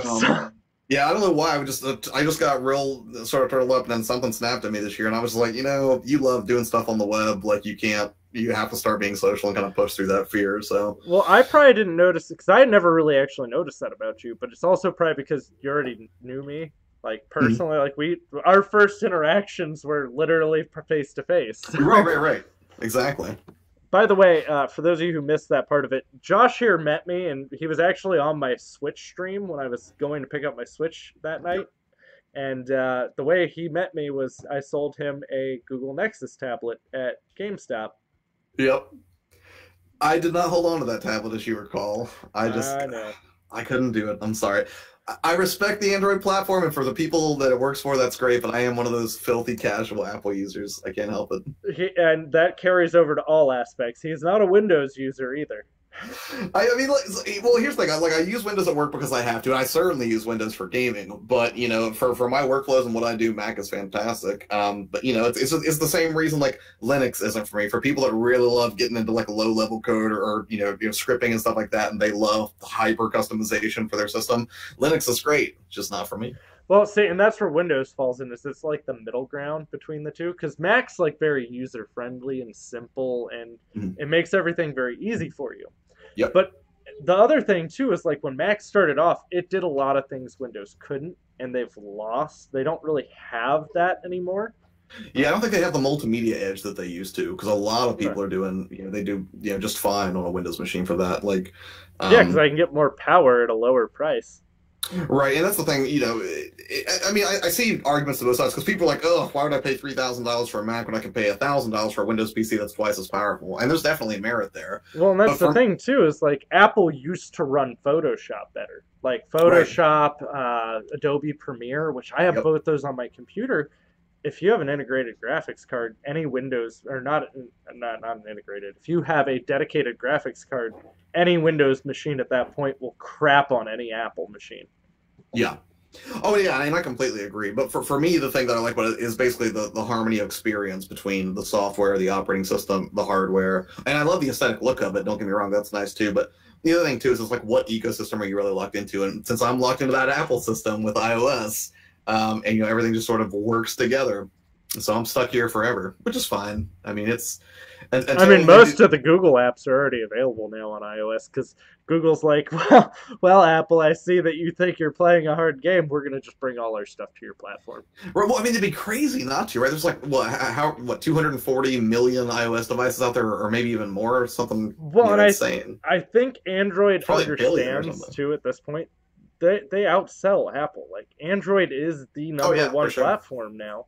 And a lot of that, but the people who are still on Apple are people who aren't going to change at this point. Yeah, it would be. Now, I will say the what is it? The Samsung Galaxy S8, I believe.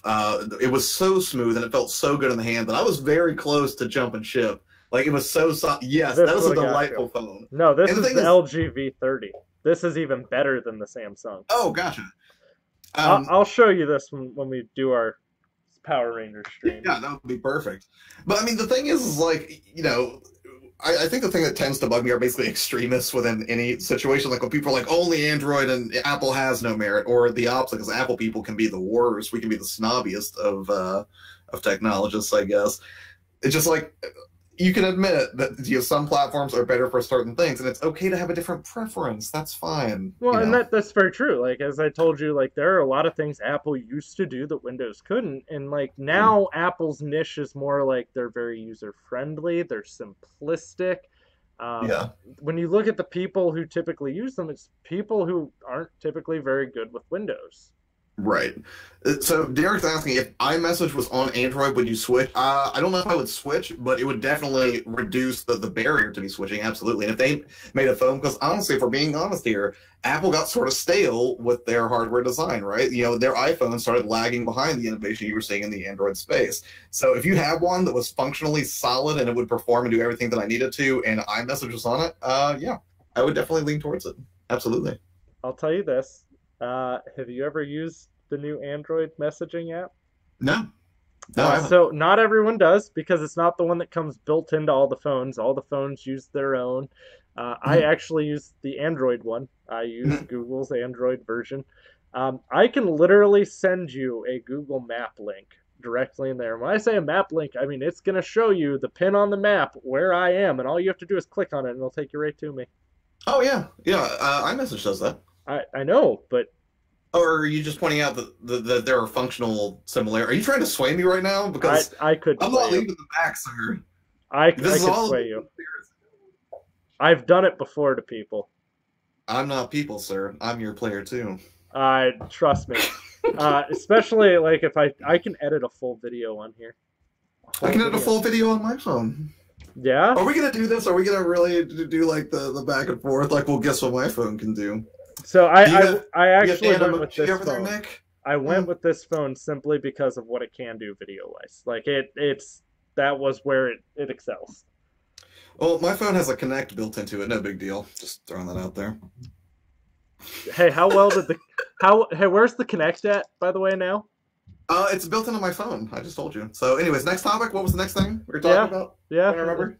You let Microsoft know that because they let it die. I'll tell you what, man. Like the Kinect for Xbox, I really liked it. I don't like that they sort of force you to have it.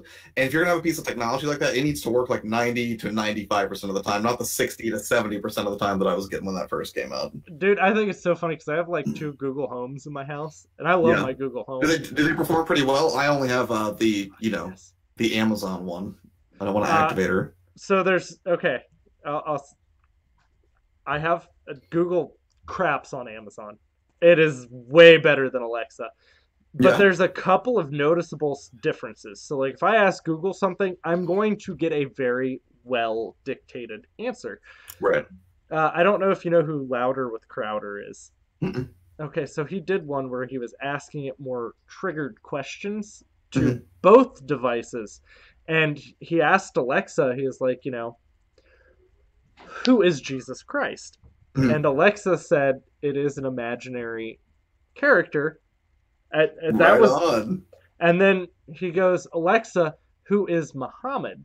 And it goes, Muhammad is the prophet of Allah. And it's just like, oh, you little biased little... Wow. Yeah, and when the AI becomes sentient, we'll have to bow to their beliefs. Yeah. It'll be terrifying. I mean, we know it's going to be Google that goes sentient. Let's be fair. I remember yeah, for sure.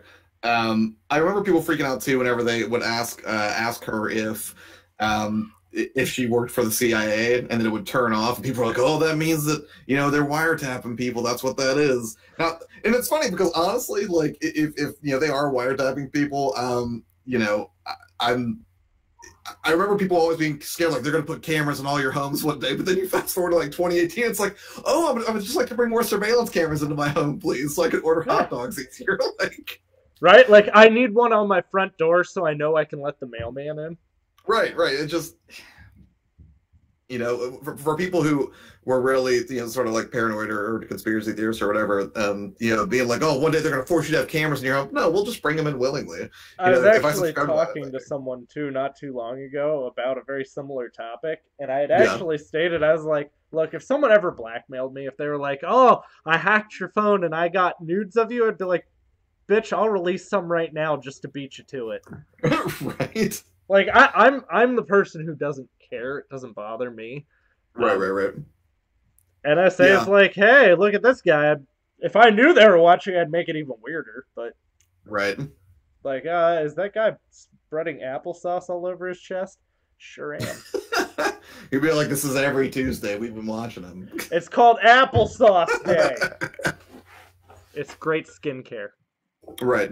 But I mean, honestly, so we're at a point in America where marijuana is not that big of a deal. No one cares if you're doing marijuana. I had a buddy whose lady friend worked for the DEA. They don't even give two craps about marijuana because in most states it's legal now.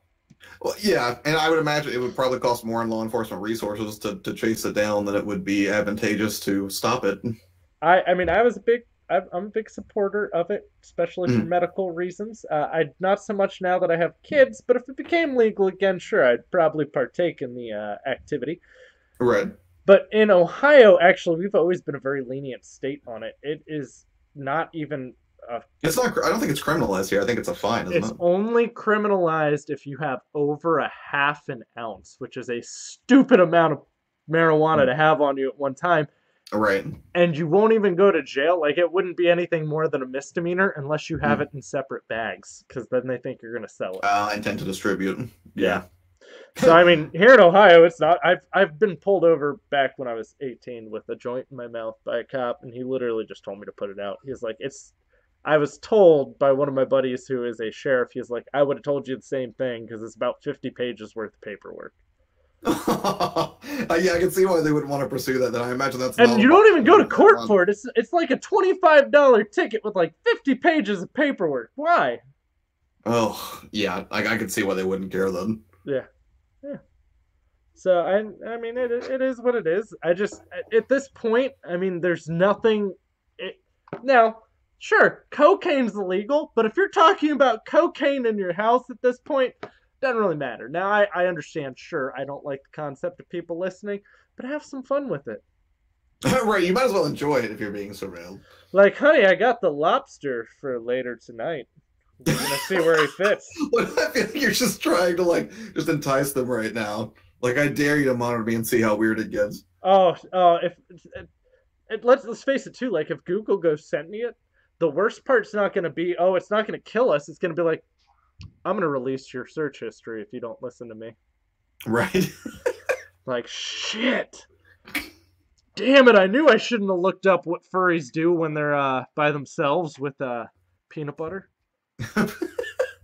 I mean, let's face it, we've all Googled some weird stuff, and it might just be in passing. Like, I might have heard something in passing, but if I searched it, everyone would have fun knowing that, hey, guess what that BPGR guy searched? Right. I searched magical mustache rides. I am pumped for Super Troopers 2 now that I think about it. I hope it's a solid follow-up to the original. But it's been a long time coming, and I do not have a lot of faith based on... Because I would not say I enjoyed as much Club Dread or the Slam and Salmon or even Beer Fest really that much. Look, all you have to know to say that it's going to be a good movie is there was the one moment in the preview where Farva's there and he goes, "Can I get a liter of cola?" And the Canadian guy agrees and he goes, "I love this country!" Right? Right there, I was sold. I was like, yep, we will go see this day of release. Oh, yeah. Yeah, I'm definitely looking forward to it. I loved the first movie. I thought it was probably one of the greatest comedy movies of our generation. Oh, yeah, it was super solid. I really dug the first one. I know that, I think critically it did not do that well, but I think it's one of those movies that the more time goes on, the more it gets appreciated. I think it's our age range that likes it. Oh, right. Yeah. I mean, it's not an older person comedy. Like, I probably couldn't sit down with my mom. My mom would probably sit there and be like, "You're stupid for watching this." Yeah. But I mean, my other favorite comedy movie is Grandma's Boy. I like Grandma's Boy. Somebody got that for as a gift for me, like for my birthday one year, and I still dig it. Like robot legs, like yes. You are you afraid of the techno music? High score. What does that mean? Did I break it? Did I break the game? And then I love Nick Swartzen. Yeah. And he's such a weird guy. Like, I don't really enjoy his stand-up. His stand-up's kind of mediocre. But then, like, you see his performances in, like, Reno 911, where he's the gay rollerblading prostitute. Right. Hilarious. Well, the other thing too is like it's weird looking back on that movie now and seeing like a much younger Jonah Hill was really weird because I think that was probably one of the first. And see, that's why I was originally gonna. I have a love-hate relationship with Jonah Hill. Sometimes he's really good, and other times he ruins movies. Really? Which movie did you think he ruined? I'm just curious. I don't think he's that strong of a character. The only movie I would really tell you I think he was awesome in. There's only 2 movies I will really give him credit in, and Superbad being one. Yeah, I'm waiting for you to give the right answer here, so please continue. Wolf of Wall Street being number 2. Yes, okay. Because I was going to say, if you didn't like him in Wolf of Wall Street, like you're nuts, man. That was a solid performance. Yeah, but that was also like his first time not doing a comedy performance. But then you look at stuff like This Is the End, and I think he was garbage in that movie. Yeah, that was not the best. I mean, that movie in general wasn't that good. I don't know. I thought parts of it were funny, but that's anytime you've got Franco and Rogan together in a movie, I'm immediately hooked in. I can't help it. See, I hate Rogan's laugh. I hate Rogan sometimes. I mean,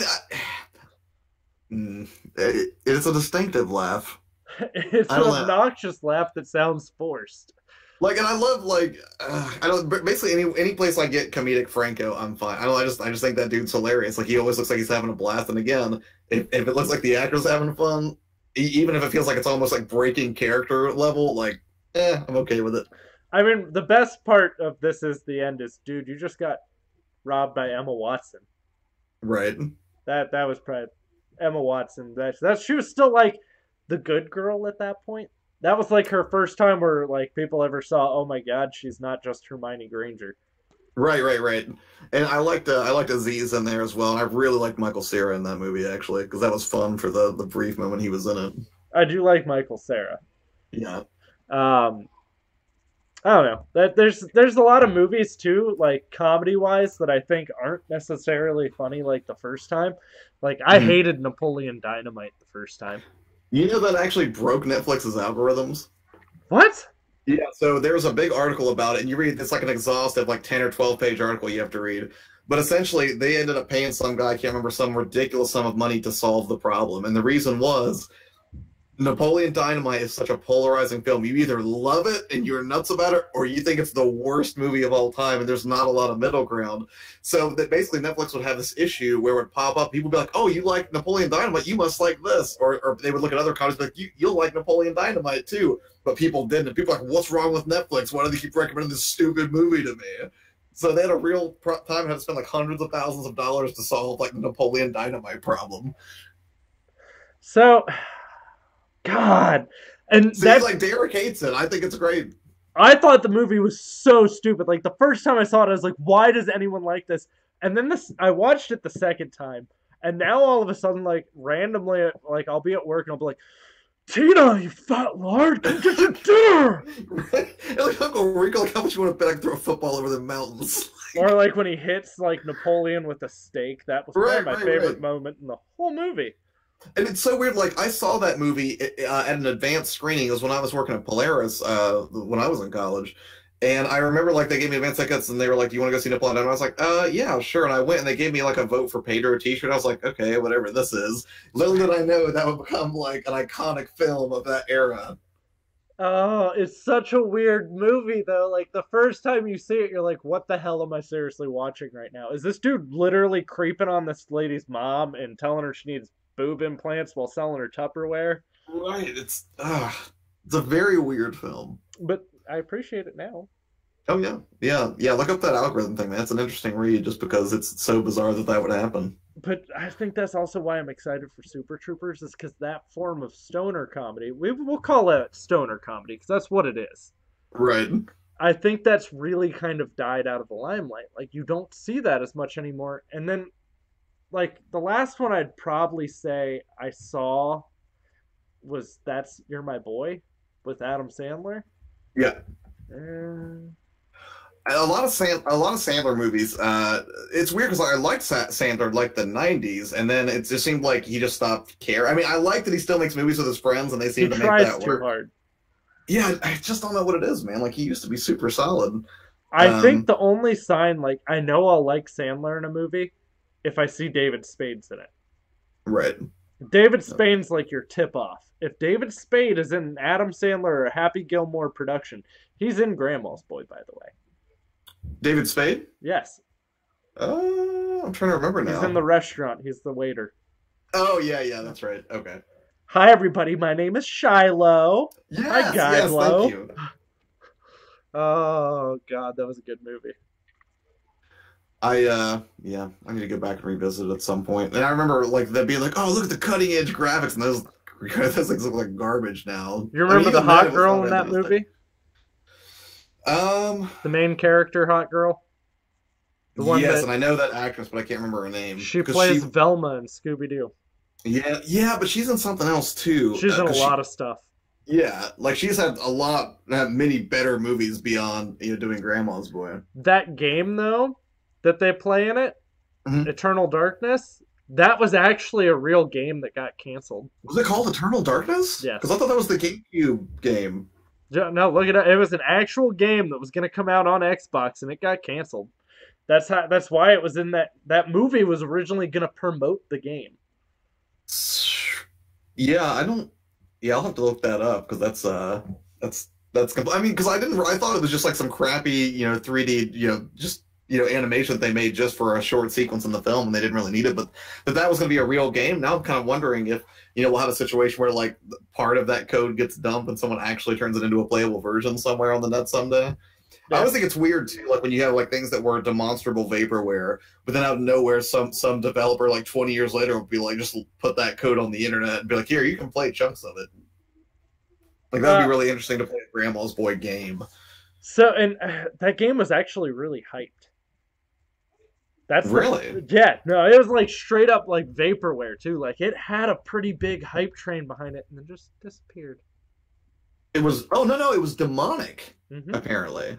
That was actually the real name of it too. That was the name in Grandma's Boy. Demonic was planned to be a tie-in for a new movie from Clive Barker. The game was shown at E3 2005, but canceled amidst Majesco's financial problems. Was that? Okay, hold on. And Clive Barker, that's a huge name to be attached to it right there. Yeah. Well, wasn't there another Clive Barker game? Was it Jericho or something on the 360? And Jericho had very mixed reviews, but there are people that loved Jericho. Really? I didn't know it had like a cult following. Yes. Like so Jericho is like Naughty Bear for me. I am unfamiliar. What? I am. Okay, you have the internet right there in front of you. Just Google Naughty Bear. Play the trailer. Naughty Bear trailer. If you can even get the audio for Naughty Bear to play on this Naughty Bear game. Actually, I don't know if I can or not. I can. I can get it up. We're gonna open up my YouTube. We're gonna put up a Naughty Bear trailer here. Oh my god. Yeah, I'll let you put it up, sir. This is one of my favorite games. It came out on my birthday. That's the only reason why I know so much about it. Josh, It's gonna be over your face for a second here. That's fine. Because mine's statically locked because it's just playing my come on, internet. Oh god, Machinima's gonna strike me for this. Alright guys, enjoy the gloriousness.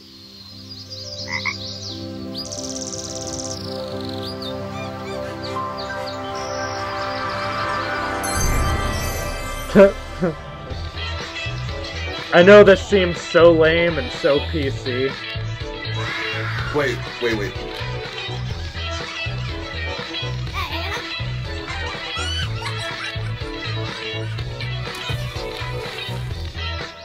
I can't hear the audio, but I can see the video. Really? The audio's not coming through?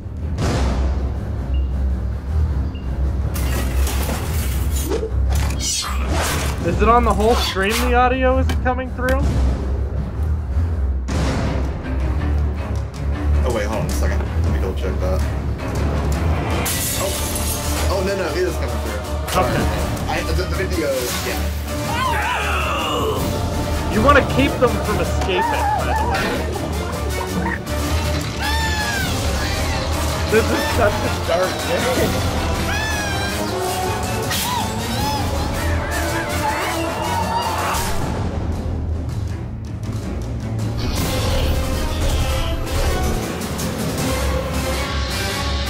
Alright. Oh my god! So for those of you who don't know, Naughty Bear is a serial killing teddy bear. And he goes on this murderous spree because he is not invited to the other teddy bear's birthday party. Oh my god! And what it's platform narrated. was this on? Xbox 360 and PS3. So it's narrated by this British dude who's telling it like a story. Right. He's literally just narrating it. He goes, "Well, what are you gonna do, Naughty?" And like you can scare other bears, and there's bears scattered throughout the levels. So there'll be a level. And you get points for creatively killing the other bears. So you can disable cars to make sure they can't escape, because you don't want the bears to escape. You want to kill all the bears, because that's more points. But I mean, I'm looking it up now. It looks like it was on PS3. Yeah. It's like a Kill Bill sort of looking cover. And so the other bears can witness you killing them. And you can set up booby traps around the map for them. Like you can booby trap the phone. Then there's creative deaths with these things. Like you can burn a bear's face on a grill in the game. Oh my god. And if the other bears see you do this, they start to go crazy. And eventually they will kill themselves. They'll kill themselves? Yes. Oh my god. You can scare them so badly. Well, and some of the DLC, they release DLC expansion, and there's vampire bears that want to suck your fluff. They want to... Okay, that took a second for me to process. Vampire bears that suck your fluff. Because you're a bear. You're a stuffed animal. Right. And I mean, that's the part, because they got a T for teen rating. Because there's no blood or anything, because it's just stuffed animals. Oh my god. That is like my favorite game that no one has ever heard of. And I wouldn't have bought it. Like, I originally wouldn't have bought it. And I was checking, you know, when you work at GameStop, you can go into GameStop one time and ask them to print you a pre-order list. You can see all the games that are coming out, and it'll have release dates on it. I used to print one of these every week. And I saw that game was coming out on my birthday, and I was like, fine, I'll buy it. Yeah.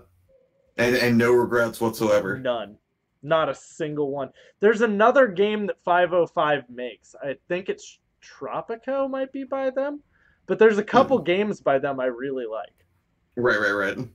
It's really good. It even got a sequel, but the sequel was like straight to download only. Uh-huh. It didn't have a full story.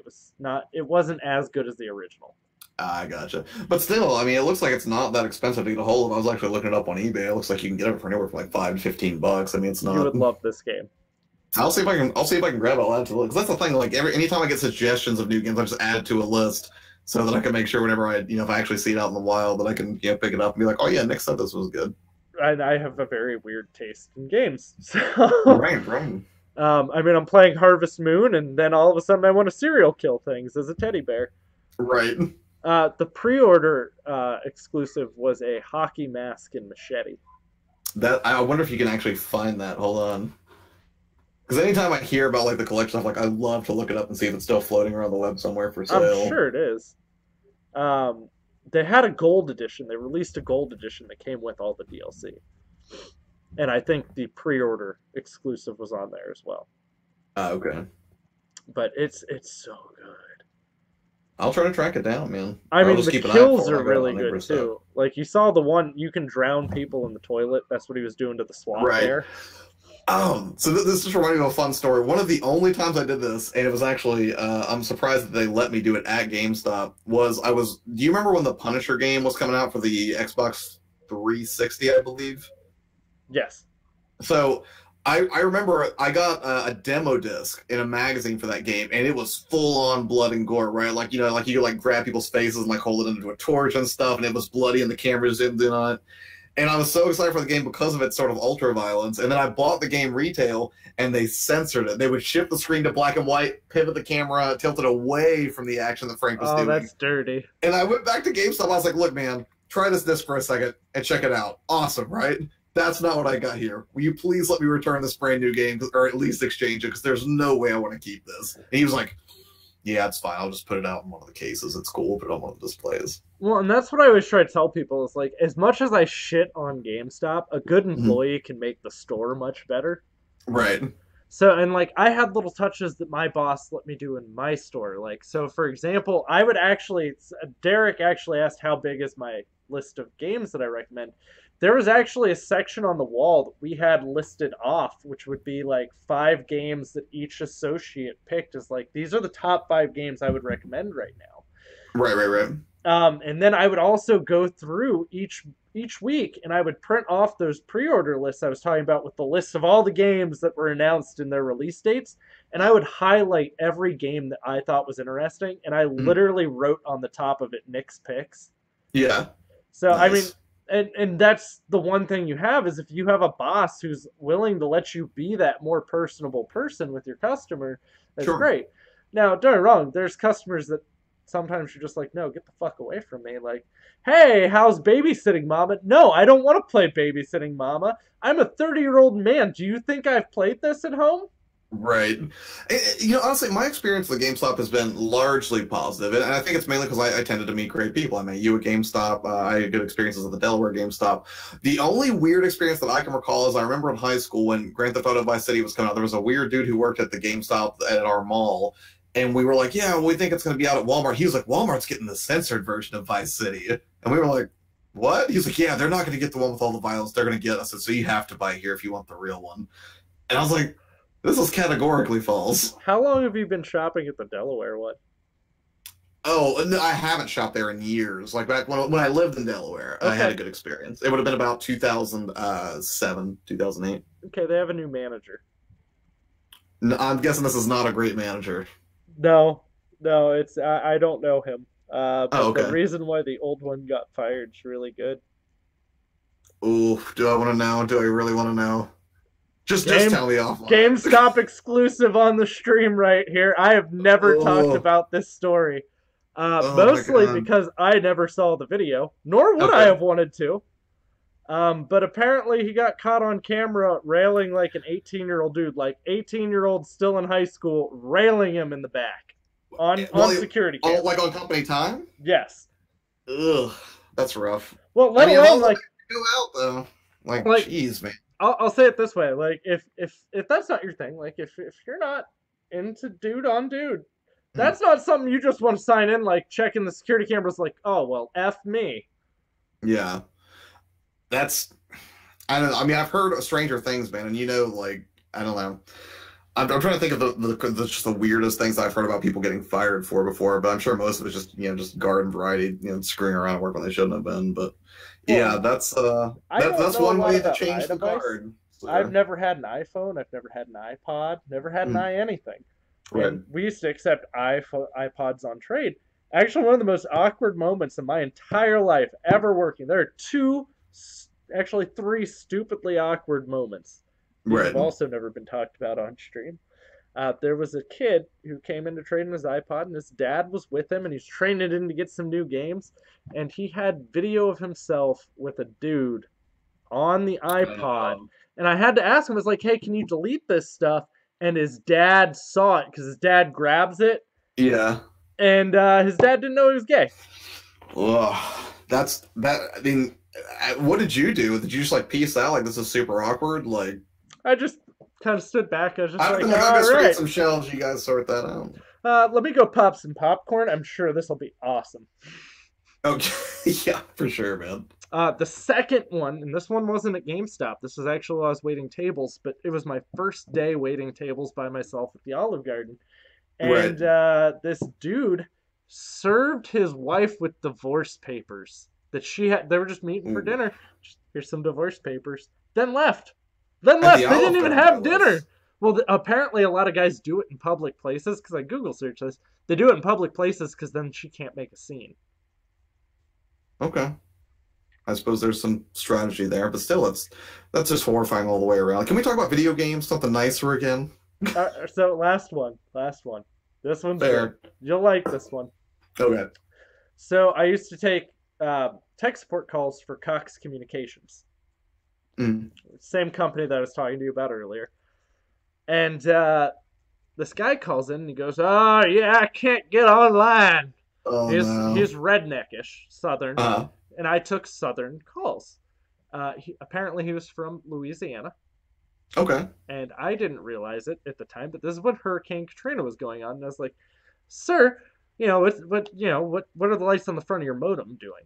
And he's like, "Well, I can't see those lights." And I was like, "What do you mean you can't see those lights?" And he's like, "They're underwater. I'm on the roof using my cell phone. I'm trying to figure out why I can't get online."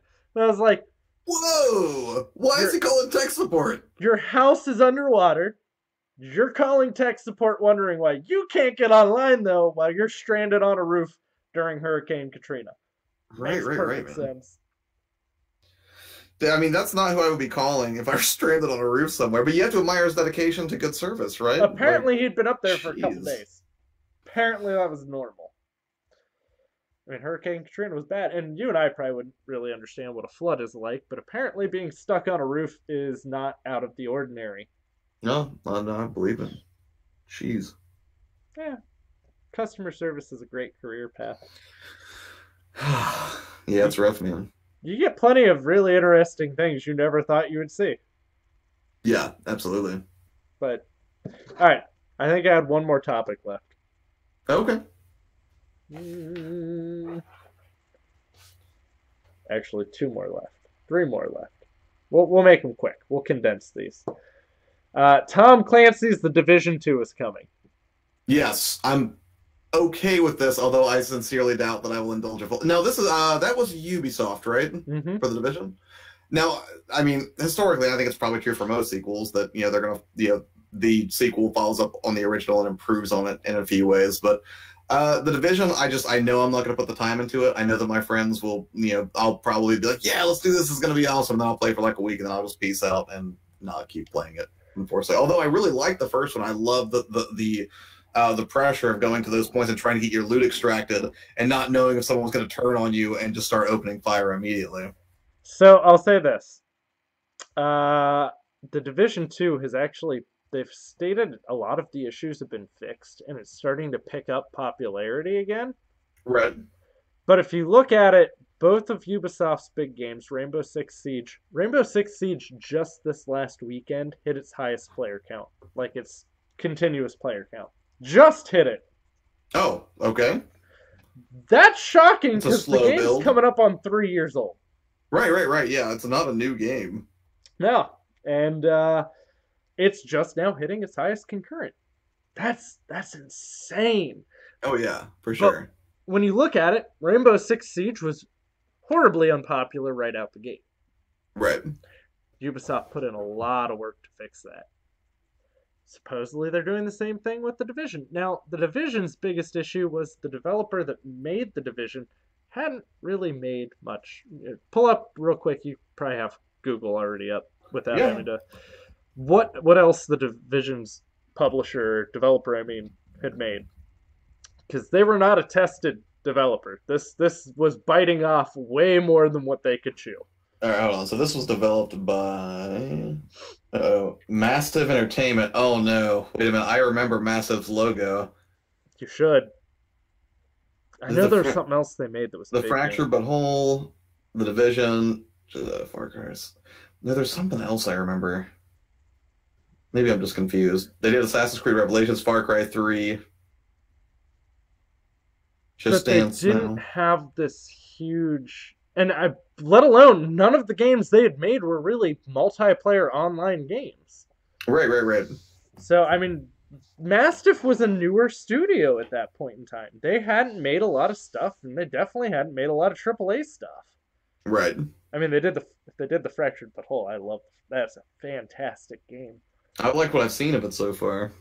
Speaking of which, we'll use this. This was going to be the last conversation, but new Fractured But Whole DLC is coming out here very shortly, and it's called Till Dusk, from From Dusk dusk till till Casa Bonita, yeah.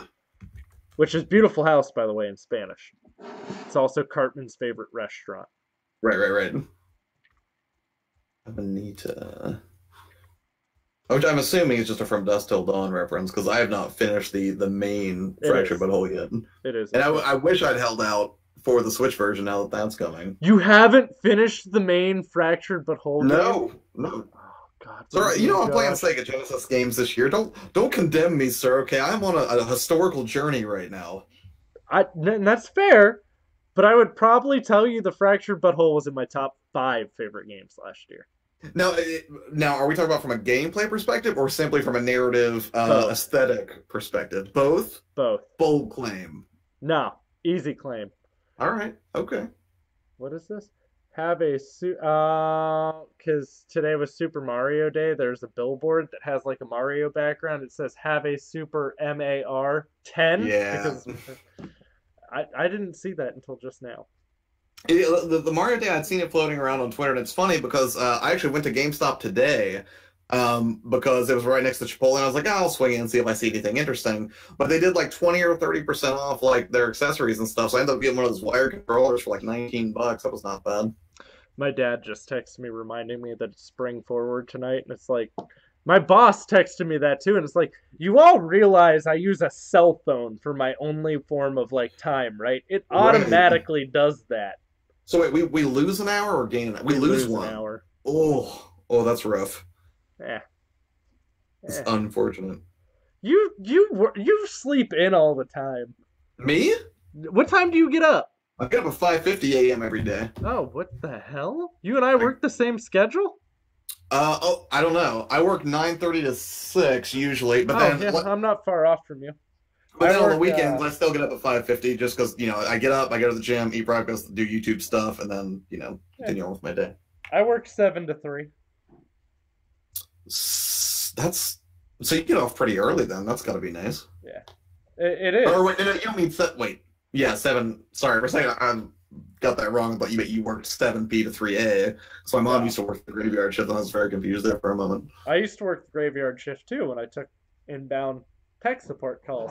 Like, they stranded on your roof during Hurricane Katrina. Right, legitimate technological emergencies. Right? I mean, clearly, the internet. I might need help here on this roof, but let me get my porn back first. Goals. Let's see. What else did we have here? Seriously, you need to finish. Do you like South Park? Are you a South Park guy? I like South Park, but I don't have cable. So, I watched a lot of the early seasons, and then I have not seen anything past 2010, 2011. I mean, here and there when I see stuff, I like it. I honestly don't remember. I know I've got Amazon, Netflix, HBO now. I feel like I'm getting basically bombarded with streaming services because there's always some cool new show that comes out on an exclusive platform. I got Amazon, or what was it? No, Stars, just so I could get American Gods because I want to see how that show was compared to the book. By the way, there's a Far Cry 5 live-action tie-in on Amazon. Right now, it's already streaming right now? It's already streaming. I did not know that was already streaming. I am interested in that because doesn't that give background into the cult that gets showcased in the upcoming release? It's from a group of YouTubers that are vlogging it. That's the perspective you're getting it from. This sounds terrifying. It's actually really well done. Well, no, I'm not saying I think it sounds terrifying because I think the production quality will be bad. I just think that the premise sounds like what horrifying thing is going to happen in this because... You'll like it. Just trust me on that. I can't trust you when you have that smile. That's the problem. I love Far Cry. Far Cry is one of my favorite game series. Right. Especially because I like Voss. Voss from Far Cry 3 was probably one of the greatest villains ever. Right. I see. That's the thing. I didn't get into 3, but I did get into Blood Dragon. I did think that was fun. Oh, you didn't play 3?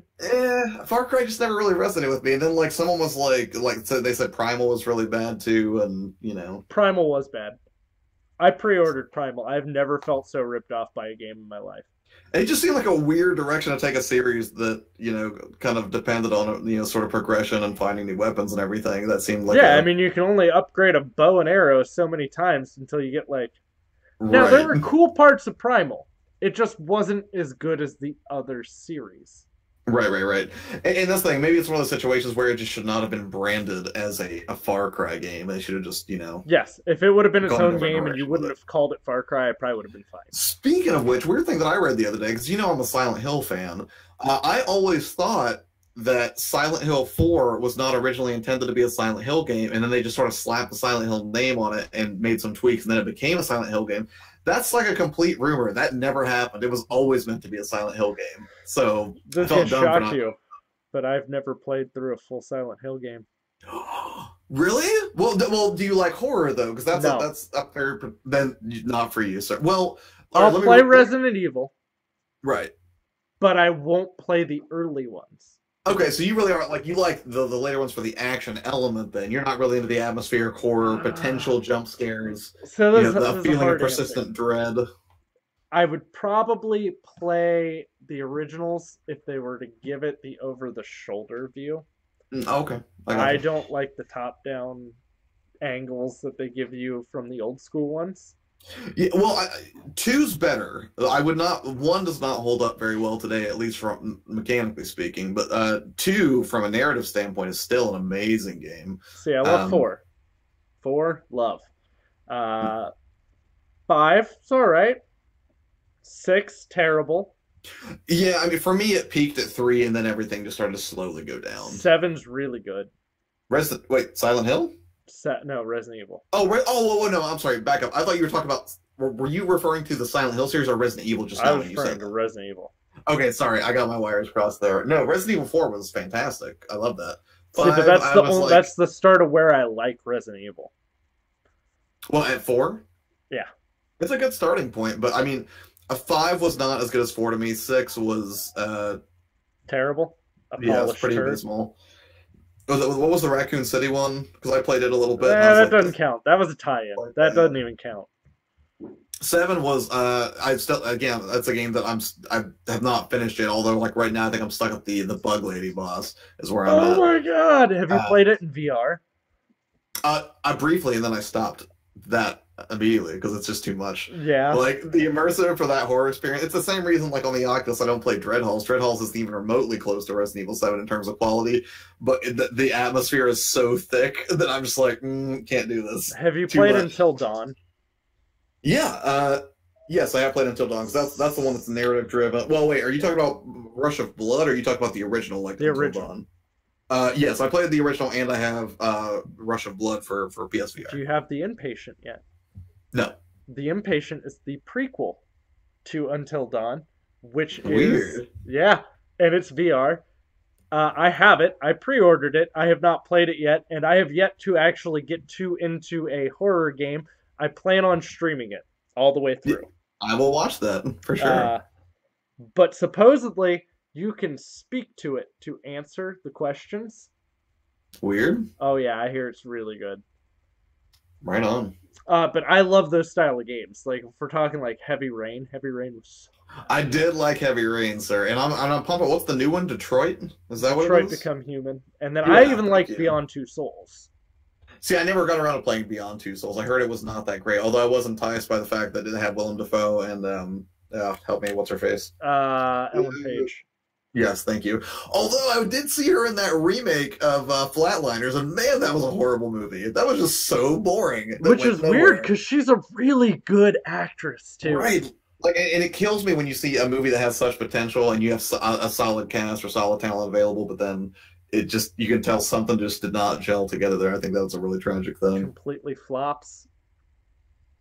Yeah. But my joke, because every time I mention Heavy Rain, I always have to go, Jason! Jason! Sean! What was it, Mega 64? The people that used to do the things. The parody videos? Yeah. Yeah. That I remember him doing that. Yeah, that was a fun meme back when it happened. I also liked when they were eating out of the trash cans to mimic BioShock, And people were just staring at him like, what the hell is wrong with you? Somebody, I think, made a 10-hour mix of Jason. Oh, Jesus Christ. Yeah, there's a Jason Heavy Rain 10 hours mix. Oh, that's good. Oh, Lord. Man. Oh, really? How about Mass Effect Andromeda? Yeah, Mass Effect Andromeda was really bad. I did not touch that one. I beat the first Mass Effect. I'm in the middle of 2 still because I borrowed it from a buddy of mine. How do you stop in the middle of those games? Dude, it just like I'm cursed, man. Like I'm really bad because I have like shiny object syndrome, right? Like some games resonate with me, just immediately grip me and pull me through all the way through. All right. So obviously, if you played one, either Ash or Grunt died. It's been forever since I played it. I don't even remember. Okay, or I mean, Caden or Ash died. One of the two, or no, it could have been the Krogan guy too. Either three of them could have died, and they don't come back through the series. Right. I think if I do remember, I think I let the Krogan die. You could literally finish the series with almost no one left. That's kind of poignant and heartbreaking. Yeah. Oh, you're going to have to bust your ass in two to actually get everyone to survive. There's an achievement for it. I have the achievement. I played through 2 4 times. I love sci-fi. So Mass Effect was one of my favorite series. Games. Dude, I was so pumped when they announced Andromeda. I was like, holy shit. Yeah. I was pumped until I saw the collector's edition with the car at Best Buy, and it was like on sale for like $29.99, and I was like, no thanks. I was pumped until I it wasn't the studio that worked on the first 3, which I mean it's still the same studio. It's BioWare, but I knew BioWare was already having an internal issue, and it didn't instill faith in me. I pre-ordered it. I pre-ordered the $90 edition. I was so excited, and it broke my heart. Sorry, man. That's tough, especially when you have love for a series and it goes off the rails. Dude, it's like, you've seen the original Mortal Kombat movie, right? Yes. Awesome movie, great movie. So you go into Annihilation, super excited, and then you see that they replaced Raiden, and you're like, I hate you all. Right. Like, no thanks. Yeah, you ruined it. But it is what it is. Yeah. All right, well, that's really all I got for the stream tonight. We got sidetracked a lot. We did get sidetracked a lot, but I mean, it's cool though, man. Like I had fun to kind of chat, and I appreciate you being willing to have me on. I can't wait till you come over here and we played, some Genesis games together. I mean, I hope that I get as excited about this as you are excited about it. You will be. Especially given the bar that you've set for it by invoking. I'm gonna sing along with some of the songs. That's fine, because I want that on the stream, because I'm hoping that your vocal downs will bring in a larger subscriber base. Either that, or I'm going to just bring in dying cats, because that's what I sound like. But well, I mean, we'll just mute the mic temporarily, and then we'll play like Celine Dion over it, and people are like, my God, it's phenomenal. I love Celine Dion. Now, I'm trying to make a Titanic joke, but I just can't put it together. Look, I'm sorry. I don't actually like her. Like, I'm not like, oh, let me go listen to Celine Dion. But there's certain people that just have beautiful voices that you can respect. And her voice is one of those voices that can put me to sleep because she has just such a nice voice. Well, thanks for not including me on that list. Well, I'd never heard you sing, Josh. So, nor will you, sir. That would sound like a dying cat. Look, we all have those people that we don't want to have to admit that we like vocally. I've been to a Spice Girl concert by my own choice. That's okay. No judgment here, so you do you. Whatever you like, man. You're not going to find a single scenario in which you're just like, well, the truth is that I love Pat Benatar. I'm going to be like, ugh, no thanks. I think we're done here. Well, and we went on a caving trip in 8th grade, and people knew I liked the Spice Girls. It's not like it was like a hidden thing. And we did this thing called the Endless Crawl, and we had to go. It's a really tight caving area where you're like crawling for over a mile. And we get to the end. I had on a Hulk Hogan shirt, right? And I had pre-cut the back like Hulk did, and I ripped it off, and underneath was a Spice Girl shirt. Nice. That was one of my highlights. I was the clown in school. Right on. And then I also really like Alanis Morissette. But if you don't like Alanis Morissette, you have problems. No, she's fine. But yeah, I like Alanis. She plays God in Dogma. I'm glad that we both were just like, but wait, she's the divine. Right? Let's face it. If we had to talk about who probably makes the best comedy movies, it's Kevin Smith. That's a discussion for another night because I love Kevin so much, and I'll watch An Evening with Kevin Smith on repeat, man. I'm a huge fan of that dude. But hey, what's up, Chris? Thanks for coming out, man. But some of his later stuff, I question. Have you ever seen Vulgar? Wasn't that the original View Askew sort of film, if I remember right? It's the one where it's the clown. Yeah, because I mean, well, that was the original mascot for the View Askew universe, wasn't it? Yeah. Was that animated clown from the beginning of Clerks? Well, and it's a very messed up movie. Like, it's not funny in any way. I've heard of it, but I have not watched it. Oh, I probably should. It's really messed up. Right. Don't go into it expecting like, oh, this is gonna be like a Mallrats experience. Man, we get to talk about if a girl with a mouth full of donkey spunk swallows, like we did in Clerks 2. It's not gonna be like that. It's gonna be like, what did I just witness? Right. And I'll put it on the list, man. That's the thing about Kevin Smith, though, is he can do serious. He actually directed the Heroes pilot episode. Oh, really? I don't think I knew that, actually. Yeah, most people don't know that. Right. I remember seeing it, like, mentioned, because I think it was on Wikipedia, and all of a sudden I saw Kevin Smith's name attached to Heroes, and I was like, excuse me? Right. But, you know, he also appears in Degrassi a lot. Well, I think that's because he's a fan of Degrassi. What? And yeah, because if you watch An Evening with Kevin Smith 2 or 3, like, he talks about it, like, because at some point someone was like, well, like, when do you write? He's like, I'm lazy. He's like, I only write when it's like, hey, at the rent's due. It's like, oh, what did Jay and Bob do this week? And then he's like, you know, because he's like, but I don't have to. I just sit there and watch Degrassi all day. And I think they probably contacted him after seeing that. Were like, do you want to be on? I think well, he's in a bunch of episodes. My wife watches Degrassi. Yeah. And yeah, I'm pretty sure Smith's a fan. Like, I think that's how that started. Well, and sometimes I'll sit down with my wife because there's shows she watched that I just don't want to watch. But like every now and then it'll be on, and I'll just be like, yeah, I'm gonna hang out with her. And all of a sudden we're sitting there watching Degrassi, and I was like, excuse me, is that Jay and Silent Bob in this? And he's literally dressed as Silent Bob, like he's wearing his normal stuff. Right. Oh God, it's so good. Like, anytime I see Kevin Smith, I get happy. Oh, yeah, dude. He's solid. All right, guys. This was the Saturday stream, which I'll eventually figure out a real good name for at some point in time in my life. This was Josh. Yes. Tell him about yourself again. Your Player 2, essentially what I do is, I basically refocused my channel fairly recently. While I appreciate you, Nick, inviting me on, I basically didn't want to do it until I actually had something to offer anybody who might come over as a result of me being a guest here. But essentially what I do is I like to help other gaming channels grow. I do that by essentially what I'll be rolling out are channel growth tips and sort of soft strategies on Monday, production tips on Friday, and then on Wednesday I do the Way Back Wednesday stream, which this year for me means basically exploring the entirety of or not the entirety, but as much of the Genesis library as I can, basically, which is driven by user feedback. So if you guys say, hey, you should go check out Golden Axe or Ultra Beast, I will absolutely hunt that game down so that whenever I finally do, I'll be like, hey, this dude recommended this, let's check it out. And Nick here is actually going to be on to play the Mighty Morphin Power Rangers movie game, which I have here because that's part of the experience.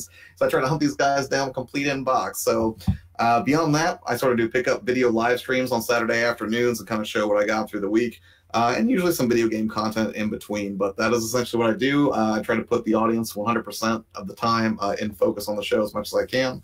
Or on the channel, I guess I should say. So if you guys think that sounds appealing, you want to come check me out, do so. And subscribe if you like it. If you hate it, please don't. I don't want to waste your time. So. And what date and time will I be playing Power Rangers with you? That is on, because I kept telling people, I was like, Nick's going to come on as long as his wife says it's okay. And I had you marked as tentative. It's a good, we're good. Yeah, that will be on the 28th, March 28th. Nick will be coming over to jump on with me and show me Power Rangers the movie game, which he is very committed to. Have you seen the Power Rangers movie? Yes, a long time ago though. Okay, I was gonna say I have it. Yeah, no, bring it over. If you want to make an evening out of it, dude, I'm happy to do it. Oh no, I won't make you suffer through that. Even when I like it because I grew up with it, but like there's times where I'll watch like the Power Rangers with my kids now, and I'm like, God, I really like this, and it's that campy. Then I'm like, do do do do do do. That's how you summon Dragonzord. Right. Do you remember the name of the tiger on the bottom of the White Ranger's sword?